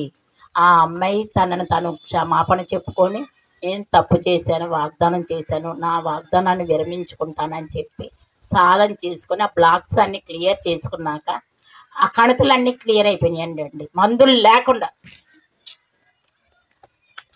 ఇంత పవర్ ఉంది మన ధ్యానం. అప్పుడు ఒక బిడ్డకు జన్మనిచ్చింది. మరి మనమేగా చేస్తున్నాం తప్పులు. మగపిల్లోడు అంటున్నాం. మగపిల్లోడైనా వాడేం ఆలోచిస్తాడు, ఆస్తులు సంపాదించారని అడుగుతున్నాడు. తిండులు పెట్టకుండా హాస్టల్లో తీసుకెళ్ళి వేస్తున్నాడు. ఒక్కొక్క అమ్మ ఉద్యోగానికి వెళ్తా తీసుకెళ్ళి హాస్టల్లో వదిలేదు. వాడేం చేస్తున్నాడు, దసరా వేస్తున్నాడు. మన పిల్లల్ని మన పెద్దలను ఉంచుకొని, అమ్మమ్మని తాతయ్యని ఉంచుకొని ఆ పిల్లలకు ముద్దు పెట్టి వాళ్ళని చూసుకుంటున్నామా ప్రేమగా? అది చెయ్యాలి. మనం నేర్చుకున్నదంటే అదేనండి, ఆచరించేది అంతేనండి. ఇంకంతకు మించి ఏం లేదు. ఆచరణే ముఖ్యం. ఫస్ట్ పాయింట్ ఆచరణ, స్వాధ్యాయం. ఎవరన్నా అంటే అనుకోని ఈ అమ్మాయి ఉద్యోగానికి వెళ్తుందేమో అనుకుంటాము. ఉద్యోగానికి కూడా టెన్షన్గా అంత టైం పరిగెత్తరేమో అనుకుంటారు, కానీ టెన్షన్గా వెళ్ళాలి. హాస్టల్ మాస్టర్స్ మనకంటే ముందే వచ్చి కూర్చుంటారంట. 5 నిమిషాల ముందే ఇక్కడ గ్రౌండ్ ప్రిపేర్ చేస్తారంట హాస్టల్ మాస్టర్.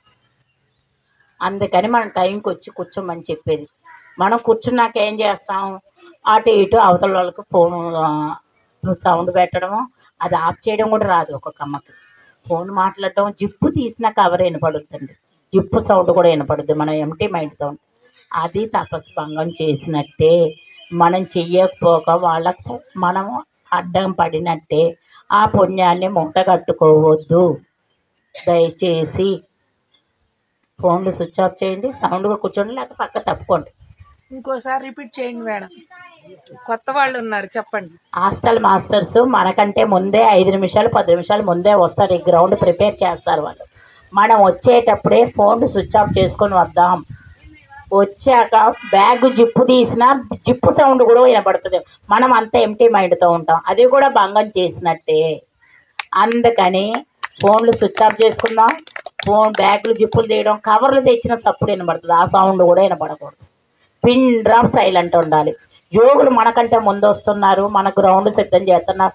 మనం ఏం చేస్తున్నాం, 1 గంట కేటాయిస్తున్నాం. ఆ గంట మనం దీనికే కేటాయించుకుందాం, ధ్యానానికి. ఇంకా దేనికి కేటాయించద్దు. ఆ పుణ్యం మనం మూట కట్టుకోవద్దు.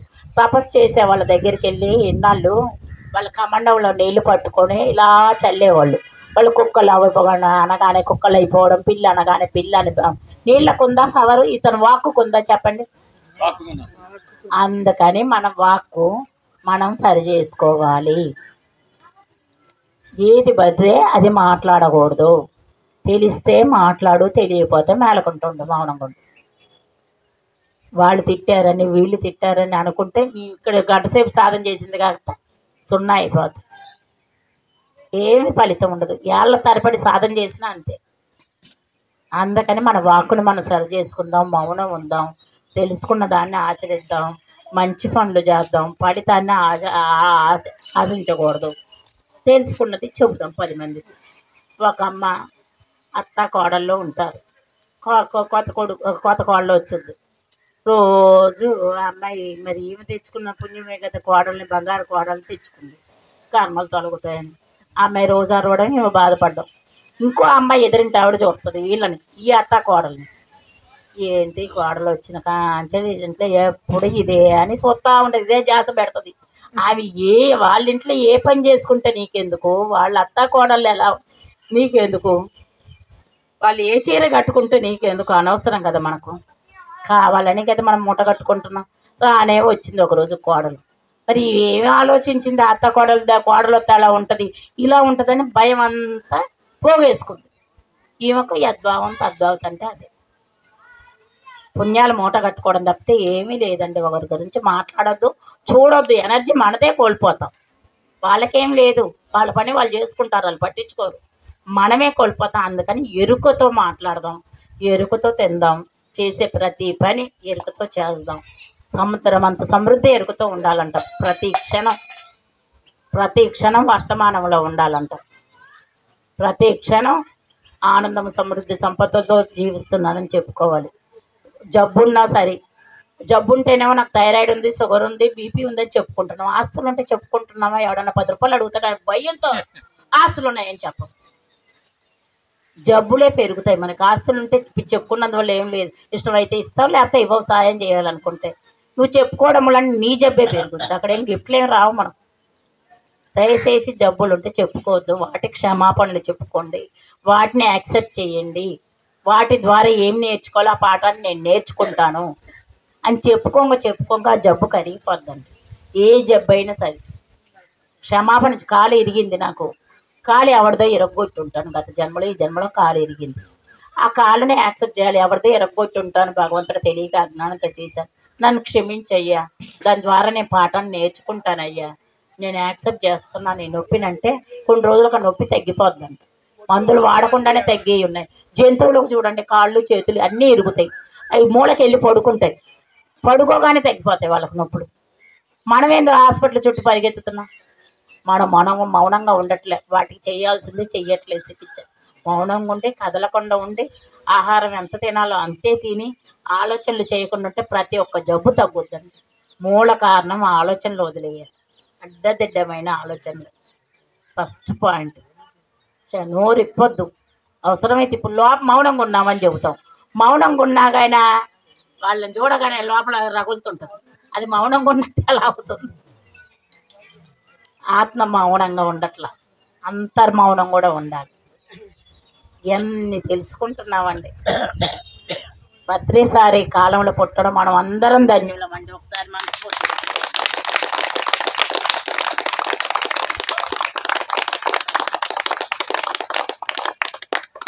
ఆడవాళ్ళందరూ వంటింట్లో కుందేళ్ళలాగా పడి ఉండేవాళ్ళమే. ఎంత ధైర్యంగా బయటకు వస్తున్నాం ఇప్పుడు. ఆయన సెలవే కదా. ఆయన అందరికీ మనస్ఫూర్తిగా ఆయన భార్యకు మరీ చెప్పుకోవాలి. మేడంకి, పత్రి మేడం కృతజ్ఞత. ఆవిడ ఎంత ఓర్పుతో సహనంతో ఉంటే ఆయన ఎంత మేలుకున్నాడు. ఆ మేడమే లేకపోతే ఆ సార్ బయటకు వచ్చేవాడు. ఫ్లూట్లు ఎరగొట్టేదంట, బ్యాగులు ఇసిరేసేదంట, వచ్చిన వాళ్ళని తిట్టేదంట.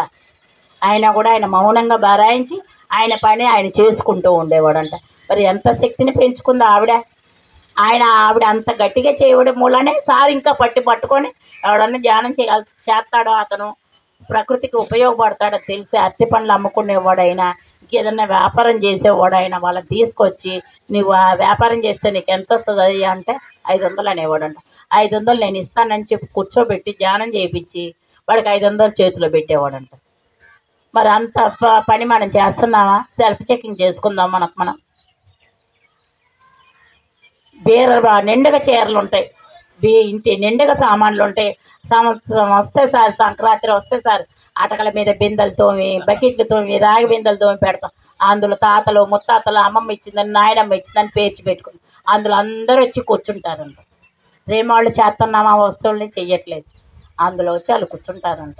మంచాలైనా, బీరువాలైనా, ఇల్లు అయినా, ఏదైనా ప్రతి ఒక్క వస్తువుని రేమాళ్ళు చేస్తే అది కొంచెం వరకు తగ్గుద్దంట ప్రభావం. మనం తెలియక మా తాత ఇచ్చింది, మా నాయనమ్మ ఇచ్చింది, మా అమ్మమ్మ ఇచ్చిందని దాచిపెట్టి వాళ్ళు వచ్చి కూర్చుంటారంట. ఆ ప్రభావం అంతా మన మీద చూపిస్తుందంట. బట్టలు ఉంటాయి, ఎన్ని జతల బట్టలు ఉంటాయో తెలియదు. బీరువా దోపుతాం, తీస్తాం, మళ్ళీ అందులో మడతేసి పెడతాం. ఎవరికన్నా 4 చీరలు ఇస్తున్నాను. నేనైతే బీరువా నెలకోసారి 2 నెలలకోసారి ఖాళీ చేస్తాం, మళ్ళీ కొత్త ఇచ్చి ఆటోమేటిక్గా నిండిపోతాం. సత్యం తెలుసుకున్నాక పంచడమే. పంచుకుంటే పెంచబడుతుంది, దాచుకుంటే దోచుకోబడుతుంది. సత్యం తెలిసాక ఉన్న దాంట్లో పంచి పెడదాము. మంచి మాటలు చెప్పి ఎవరన్నా బాధలో ఉంటే వాళ్ళని ధ్యానం క్లాస్కి తీసుకొద్దాము. ఒక ఛార్జీలకు డబ్బులు లేకపోయినా తెచ్చి ఒక 10 రూపాయలు ఇచ్చి కూర్చోబెడదాం. తెలుసుకున్న దాన్నే ఆచరిద్దాం. ఎవరన్నా అనుభవాలు చెబుతారా సార్?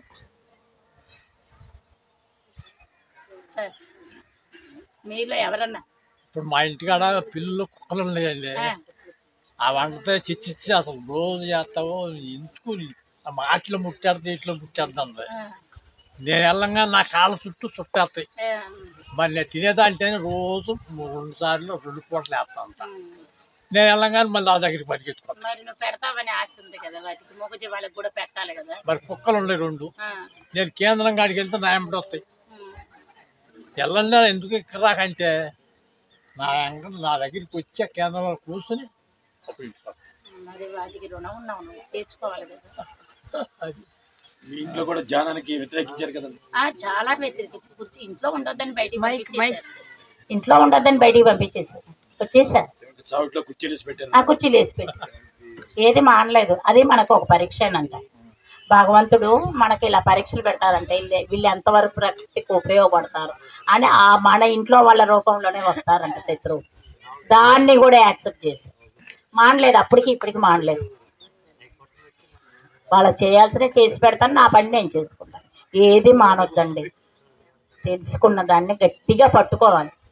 పట్టుకుంటేనే ఫలితం ఉంటుంది. వాళ్ళు అన్నారు రోషన్కి పోయి, వీళ్ళు అన్నారు రోషన్ పోతే మనకే లాస్. ఎవరికన్నా లాస్ మనం ధ్యానం చేయకపోతే. అందుకని విశ్వామిత్రుల్లాగా కాకుండా చేసిన సాధనని ఉపయోగించుకుందాం ప్రకృతికి. ప్రతి మనిషికి భగవంతుడికి పడుకునేటప్పుడు చెప్పాలంట, భగవంతుడా నన్ను వాడుకో అయ్యా అని చెబితే రాత్రిపూట భగవంతుడు కూడా వాడుకుంటాడంట మన శరీరాన్ని. మనం అది చెప్పుకోవాలంట. ఉదయం నుండి సాయంత్రం వరకు చేసిన వాడిన వస్తువుకు ప్రతి వస్తువు కృతజ్ఞతలు. తెలిసి కానీ తెలియక కానీ రోజు ఎవరినైనా ఇబ్బంది పెట్టుంటే నన్ను మనస్ఫూర్తిగా క్షమించండి అని కోరుకోవాలి. జన్మనిచ్చిన తల్లిదండ్రులకు చెప్పాలి, మనం ఉండే ప్రాంగణానికి చెప్పుకోవాలి, పంచభూతాలకు చెప్పాలి, నవగ్రహాలకు చెప్పాలి. ఏది వేస్ట్ చేయకూడదండి. అన్న ఫంక్షన్లకు వెళ్తున్నాం. ఇప్పుడు ఎంతమంది కూరలు అన్నాలు ఎన్ని వెరైటీస్ చేస్తే అంత గొప్పని ఎక్కువ చేస్తున్నారా వెరైటీస్? అదంతా దెబ్బలు పోస్తున్నారా? అది కూడా విడాకులు రావడానికి కారణం అంటుంది. అన్నాన్ని వేస్ట్ చేయకూడదంట. మనమేమో వాళ్ళు వస్తే చాలదనేసి గొప్పల కొరకు అప్పులు చేసి పెడుతున్నారు, ఫంక్షన్లు చేస్తున్నారు, ఎంత మిగిలిపోతే పారేస్తున్నారు. ఒకరిని మించి ఉన్న వాళ్ళు ఒకరు అప్పులు చేసి పప్పుకుంటు. మొన్న మా ఇంటి దగ్గర పిల్లకి బోనీలు ఇస్తారండి.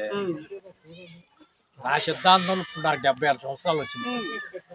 ఎప్పుడు జరగదు, మన ఏ కులంలో కానీ జరగకూడదు. ఆ పిల్లని తలసం కాడ బాగా అన్ని వెరైటీలు చేశారు, మటన్లో చికెన్లు.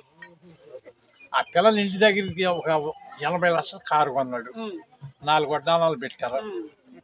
ఆ పిల్లలు మేళాల తాళాలతో పెళ్లి జరిగేటట్టుగా అక్కడ తీసుకెళ్ళారు.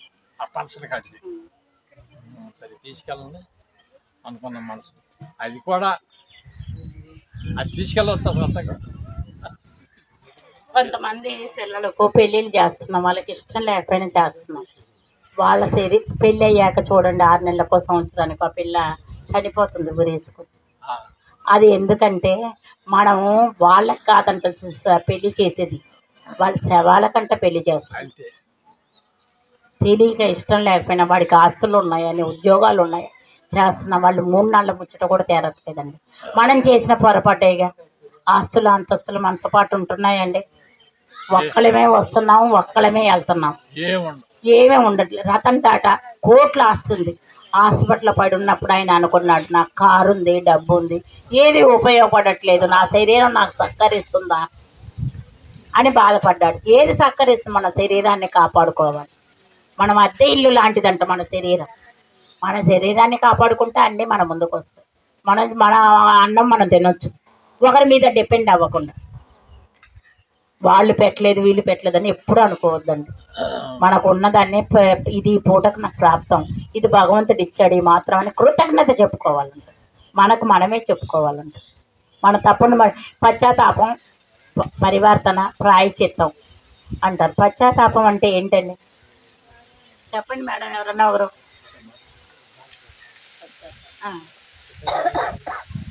మనం చేసిన తప్పులు గర్వంగా ఆ తప్పును తెలుసుకుని పశ్చాత్తాపడతాం. అయ్యో నేను ఆవిడని ఇలా ఇబ్బంది పెట్టాను, నాకు ఇబ్బంది పెట్టాను, పెట్టకూడదు అనేది పశ్చాత్తాపం తెలుసుకున్నావు, కానీ దాన్ని ఒప్పుకోవాలి. నేను తప్పు చేశాను, నన్ను క్షమించండి అని ఒప్పుకోవడం, మళ్ళీ ఆ తప్పును చేయకుండా ఉండడం పశ్చాత్తాపం. అది మనం తెలుసుకోవాల్సింది. తప్పు చేసినా మనం నేను తప్పు చేయలేదని దానికి పొందే సమాధానాలు చెబుతాం, ఆర్గ్యుమెంట్ చేస్తాం తప్పును సరిదిద్దుకోవడానికి. దానివల్ల లాభం ఏమి ఉండదు. అందుకని చేసిన తప్పును ఒప్పుకుందాం, ధైర్యంగా ఒప్పుకోవడం గొప్పతనం. నేనే చేసిన తప్పు, నా వల్లే జరిగింది, నువ్వు ఒప్పుకొని ఆ తప్పుని ఇంకోసారి చేయకుండా ఉండాలి. ఒక ఆయనకు అలలు కనబడతాయంట, ఎంతో ఆ సంపన్నుడంట, కానీ చనిపోతాడంట, పైలోకలికి వెళ్తాడంట. పైలోకలికి వెళ్తే బాడీ ఇక్కడే ఉంది, చనిపోయిందని చెప్పారు, కానీ వీళ్ళు తీసుకెళ్ళలేదు ఇంట్లో వాళ్ళు. పైకి వెళ్తే ఆ లోకాల్లో చూసి ఆయన చాలా బాగుంది చాలా బాగుంది అని సంబరపడిపోతుంటాడు. అవన్నీ చూస్తూ ఉంటాడు పై లోకాలు. కానీ వాళ్ళు ఏం చేస్తారు, నువ్వు కిందికి వెళ్ళని అలలు చూపిస్తారు, అతనికి చూపించేసి కిందికి పంపించేస్తారు. ఎల్లనన్నా సరే పంపించేస్తారు. బాడీ అక్కడ ఉంది, మళ్ళీ ఆ బాడీలో వచ్చి ఆత్మ చేరిపోతుంది, లేగుస్తాడు. తర్వాత డాక్టర్లు బతికే ఉన్నాడమ్మా బాగుంది టైం అని ఇంటికి పంపిస్తారు. ఇంటికి వెళ్ళిన కాంచెలు చనిపోతాడని చెప్పిన వ్యక్తి ఆ ఒక్క సెకండ్లో ఆత్మ పైకి వెళ్ళింది, అన్ని లోకాలు చూసింది, అక్కడ బాగుందని సంబరపడిపోతున్నాడు. అతను బాగా సంపన్నుడు, కానీ అలలు చూపించాడు. ఎందుకు అలలు చూపించారో అర్థం కాలేదు ఆయన. ఇది మళ్ళీ తన బాడీలోకి తను వచ్చాడు. వచ్చాక ఇంటికి వచ్చిన కాంచెలు మూడిగా ఉంటున్నాడు, కోపంగా ఉంటున్నాడు, చిరాకు పడుతున్నాడు. అర్థం కావట్లే ఎవరికి, ఇంట్లో వాళ్ళకి మంది డాక్టర్లు చూపించారు, అర్థం కాదు. మనకు సునామీ వచ్చింది చూసారా, సునామీ వచ్చి వరదల్లో కొట్టుకుపోయారు చూడు, జనాలకు వరదల్లో కొట్టుకుపోయిన వాళ్ళకు మిగిలిన వాళ్ళకి అందరికీ ఆశ్రయం ఇచ్చాడంట. అందుకు అలలు చూపించాడంట పైలోకల్లో. తన అవసరం భూమి మీద ఉంటే ఒక్క సెకండ్ కూడా పైలోకల్లో ఉంచరు. భూమి మీద అతని వర్క్ ఉంది, సునామీ అప్పుడు అతను పెట్టే శక్తి ఉంది, అతనికి స్తోమత ఉంది, ఆయనకు ఇంకా భూమి మీద నూకలు ఉన్నాయి. అందుకని తన ఆత్మ మళ్ళీ తన శరీరంలోకి వచ్చి అందరికీ ఆశ్రయం ఇచ్చాడంట. ఆ వరద బాధితులందరికీ మన వర్క్ ఉంటే పోదండి ప్రాణం, చెయ్యాల్సిందే, మనం ఒప్పుకున్నది మనకున్నది పంచి పెట్టాల్సిందే, అది మాత్రం సత్యం. ఏది రాదు మనతో. ఒక బిచ్చగాడు ఉంటాడు, ఎప్పుడు కాగితాలు ఏరుకుంటాడు అబ్బాయి, వాడికి ఎవరూ లేరు తల్లిదండ్రులు. కాగితాలు ఏరుకునేవాడల్లా ఒక చిన్న అమ్మాయి ఈతలు కొట్టడానికి వెళ్తుంటే బాలు పడిపోయిందని ఆ పిల్ల ఈత గుంటలో దూకేటప్పుడు ఏదో క్యాప్ పెట్టుకుంటుందంట, క్యాప్ బాలో కానీ ఆ గుంటలో పడిపోతే వీడు తెలియక కాపాడుతాడు ఆ పిల్లని తీసుకొచ్చి. అది లేదని కాపాడినోడిని వదిలేస్తారు, వీడికి బాగా గాయాలు అవుతాయి, వీడి కోమ స్థితిలోకి వెళ్ళిపోతాడు. ఆ కోమ స్థితిలో ఉంటే డాక్టర్లు మరి చనిపోతే ఇంకా అతన్ని తీసుకెళ్ళిపోవడానికి వాళ్ళు ఎవరన్నా రావాలిగా, లేకపోతే వీళ్ళు దహన కార్యక్రమాలు వీళ్ళు చేయాలిగా. మార్చురీలో పక్కన ఉన్న డ్యూటీ చేసేవాళ్ళు వాళ్ళు తలా కొంచెం వేసి చేసుకుందామని అనుకుంటారు. కానీ వీడు ఏ జన్మలో చేసుకున్న పుణ్యం, వీడు నేను ఆ పిల్లని కాపాడినందుకు నన్ను పట్టించుకోవట్లేదు, వాళ్ళు థ్యాంక్స్ కూడా చెప్పలేదు, వదిలేసి వీడు ఎన్నో గాయాలు తిన్నాడు. ఆ అమ్మాయి కాపాడిన సమయంలో వీడు బాడీ కొట్టుకుంటుంది, పైలోకల్లో ఆత్మ చూస్తుంది. వీడు కాగితాలు ఏరుకునేటప్పుడు కొన్ని పుస్తకాలు కనపడితే చదివేవాడంట, మంచి మంచి యోగుల కథలు చదివేవాడంట. పేపర్లన్నీ తిరిగేసి చూస్తున్నాడంట. చనిపోయే ముందు అన్నీ తనకు కనబడుతున్నాయంట, కానీ చెప్పలేకపోతున్నాడు. మనిషి శరీరం బాగా కుషించిపోయింది, సిద్ధంగా ఉన్నాడు మరణానికి. కానీ నేను కాపాడడం మూలానే కదా జరిగింది. నాకు ఈ శవాన్ని తీసుకెళ్లే వాళ్ళు కూడా ఎవరు లేరంటే ఆ వార్డు బాయ్లు ఆయాలందరూ తలా కొంచెం వేసి తీసుకెళ్తాం, ఈ బాడీని దాకా చేద్దాం అంటున్నారు. ఆ కాపాడిన పుణ్యాత్మ మాత్రం మా అమ్మాయికి ఏదో ఉండాలి, అది లేదని చెబుతుందంట. కంప్లైంట్ ఇచ్చి వెళ్ళిపోయిందంట ఇతను వదిలేసి. ఇతను పాతాల్లోకి వెళ్తున్నాడంట. ఇంక ఇప్పుడు వాళ్ళే చిట్టా చూస్తే ఆకాశిక రికార్డులో ఈ అబ్బాయి పుట్టేటప్పుడు ఏమనుకున్నాడంటే, అనాథ నేను, నాకు ఏ మతం తెలియదు, హిందూ మతం తెలియదు, క్రిస్టియన్ మతం తెలియదు, ఏ మతానికి సంబంధించిన వాడిని కాదని, ఏ మతాన్ని నమ్మేవాడు కాదంటే పిల్లోడు. కానీ చనిపోతుంటే మాత్రం ఒకటి ఆ కాగితాలన్నీ చదివిన జ్ఞానం ఉంది, ఆ పుస్తకాలు యోగులు రాసిన కాగితాల జ్ఞానం చదివిన జ్ఞానం ఉండిపోయి, అయ్యా నన్ను కాపాడయ్యా, నేను చేసిన తప్పేంటే నేనంటే, మనం చేసిన పొరపాటే కదయ్యా, నువ్వు కాపాడడం వరకే నీ ధర్మం, నువ్వు ఏమి చేయలేదు తప్పు అనేసి నేను క్రైస్తవులన్నా కాపాడయ్యా యేసయ్యని అప్పుడు ప్రార్థించాడండి. అదొక్కటే గుర్తుంది అబ్బాయికి మైండ్లో. అప్పుడు శరీరం అంతా కాపాడయ్యా అని అన్నాక ఆ ప్రభువును కోరుకుంటే అప్పుడు స్వస్థత చేకూరిందంట బాడీ. మనం ఏ మతాన్ని నమ్మం, కొంతమంది హిందూ మతాన్ని నమ్మం, కొంతమంది వ్యతిరేకంగా ఉంటాడు. మరి అది ఎవరి తప్పు? ఏదో ఒక భగవంతుని నమ్ముకోవాలి. ముస్లిమో అల్లా హిందువులు ఎవరైనా ఒకటే, భగవంతుడు ఒక్కడే, గమ్యం ఒకటే. కానీ ప్రచారానికి లోబడకూడదు. ఏదో ఒక మతాన్ని పట్టుకోవాలి గట్టిగా, దాన్ని మార్గంలో చేరాలి. కానీ ఇది ఎంత తినకూడదు, ఇది పట్టుకోకూడదు, ఇది చేయకూడదు అని తప్పులు మాత్రం చెప్పొద్దండి. ఎప్పుడు మనం ద్వేషించుకున్నట్టు. అందుకని యోగుల పుస్తకాలు చదవండి, యోగుల ఆశ్రమానికి వెళ్ళండి, ఆ సమాధుల దగ్గర సాధన చెయ్యండి, గుళ్ళకి వెళ్ళండి, గుళ్ళో కూడా సాధన చేయండి. కొత్త వాళ్ళు ఎవరైనా కనబడితే చెప్పండి, తెలిసిన దాన్ని పంచుతారు. మనం తెలుసుకున్న జ్ఞానాన్ని ఒక్కటన్నా ఆచరించాలి. వ్యాణపటస్థానికి వెళ్దాం, ఉన్న దాంట్లో వెళ్ళేసి హ్యాపీగా 3 రోజులు 4 రోజులు పౌర్ణమి ధ్యానం, అమావాస్య ధ్యానం ఎక్కడో చోట జరుగుతున్నాయి. ఉన్న దాంట్లో పొదుపు చేసుకుని వెళ్దాం. వాళ్ళ పిల్లలు ఏమన్నా సరే మన ప్రాప్తం ఇంతే ఉందని నోరు తెరవకుండా మౌనంలో ఉండాలి. అదే ఆయుధం. వాళ్ళే మన దారికి వస్తారు. మన సాధన శక్తి పెంచుకునే కొద్దీ మన దారికే వాళ్ళు వచ్చి, అమ్మ బాగున్నావా, ఏం కావాలి నీకని అడుగుతున్నారు. ఇప్పుడు వచ్చిన ముందుకు మా పిల్లలు. అంటే మన శక్తి పెంచే కొద్దీ వాళ్ళే తగ్గుతారు. మనం మాత్రం నోరు తెరవద్దు, వాళ్ళని ద్వేషించొద్దు. ఫస్ట్ పాయింట్ నేర్చుకున్నది ఆచరిద్దాం. అంతేనండి, ఇంకంతమించి ఏమీ లేదు అక్కడ. పత్రికారు మనకు అన్నీ అరటిపండు ఒలిచి చేతిలో పెట్టారు. మన్ని తెలుసుకున్న దాన్ని ఆచరించడం, ఇంకంతమించి ఏమీ లేదు అక్కడ. వాక్కును సరి చేసుకోవాలి. ప్రతి దాంట్లో దైవం ఉన్నారు. ఎవరిని ద్వేషించద్దు, కోపంగా మాట్లాడరు. కోపంగా ఉంటారు కొంతమంది, కోపాన్ని మర్చిపోవాలి. వాడు తిట్టినా సరే వాడిని తెల్లారి మళ్ళీ మాట్లాడాలి వాడితో. వాడిని తిట్టాడంటే మనం ఎనర్జీ కోల్పోతుంది. తెల్లారి వాళ్ళతో మామూలుగానే ఫ్రెండ్షిప్గా ఉండాలి, మాట్లాడాలి. వాళ్ళని ధ్యానం క్లాసుకు తీసుకురావాలి. మీరు చెప్పండి అమ్మా, ఎవరైనా చెప్పండి. మీకు ఏమన్నా డౌట్లు ఉంటే అడగండి.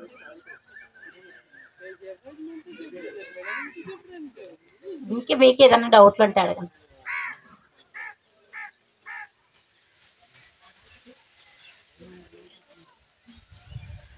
చెప్పండి ఎవరన్నా అనుభవాలు. నేను నేర్చుకోవడానికి వచ్చా మీ దగ్గర. ఊరంతా కూడా లేదు నాకు తెలిసింది. తెలుసుకోవాల్సింది సముద్రం అంత ఉంది మన దగ్గర. నోరు ఇప్పండి, ఏమన్నా డౌట్లు ఉంటే అడగండి.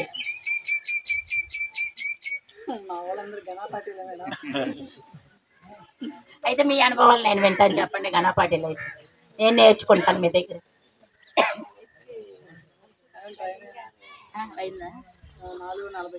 సరే, మీ అందరికీ అవకాశం ఇచ్చినందుకు కృతజ్ఞత. మా కుటుంబ సభ్యులకు, మీ కుటుంబ సభ్యులకు అందరికీ మనస్ఫూర్తిగా కృతజ్ఞతలు. థ్యాంక్ యూ అందరికీ. అందరూ తెలిసింది చెప్పండి. ఏ తెలిస్తే ఏనే చెప్పండి, బి తెలిస్తే బీనే చెప్పండి. ఒక 10 నిమిషాలు ధ్యానం చేసి విరమించుకుందాం క్లాస్ని. ఈ అవకాశం ఇచ్చిన మీ అందరికీ కృతజ్ఞత. మా ఇంట్లో వాళ్ళకి, మీ ఇంట్లో వాళ్ళకి, అందరికీ, హాస్టల్ మాస్టర్స్ అందరికీ కృతజ్ఞత. 5ంటికి బయటికి వెళ్తే ఇక్కడ స్టార్ట్ అవ్వాలి. 5ంటికా? 5:20కి ట్రైన్. ఓకేనండి, ఇప్పటి వరకు ఎంతో అద్భుతమైనటువంటి జ్ఞానాన్ని మనకు అందించారు విజయలక్ష్మి మేడం గారికి. ఒకసారి ధన్యవాదాలు తెలియజేద్దాము.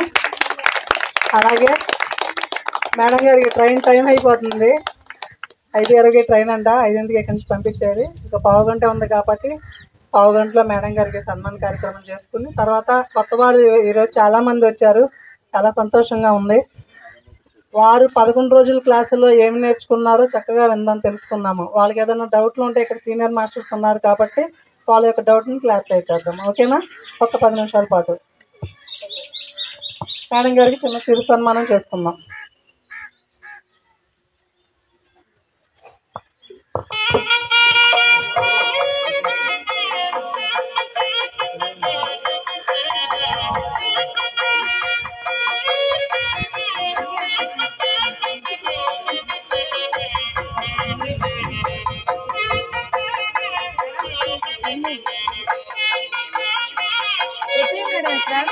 పర్లేదమ్మా.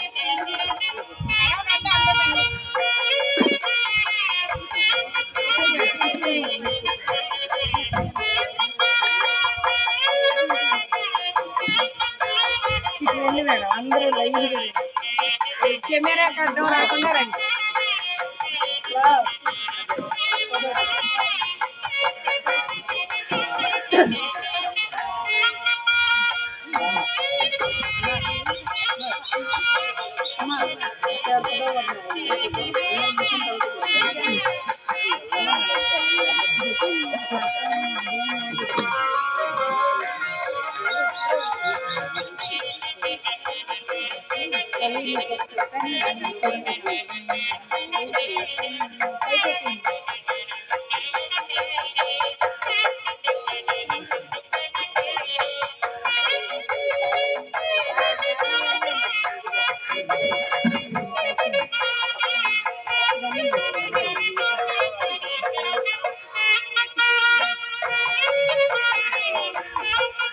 మేడం వెనక్కి నుంచోండి.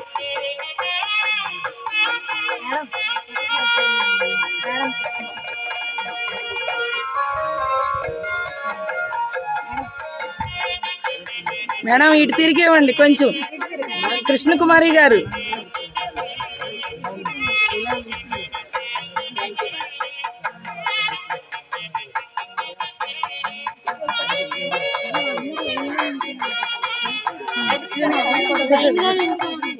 లైన్ లాంటి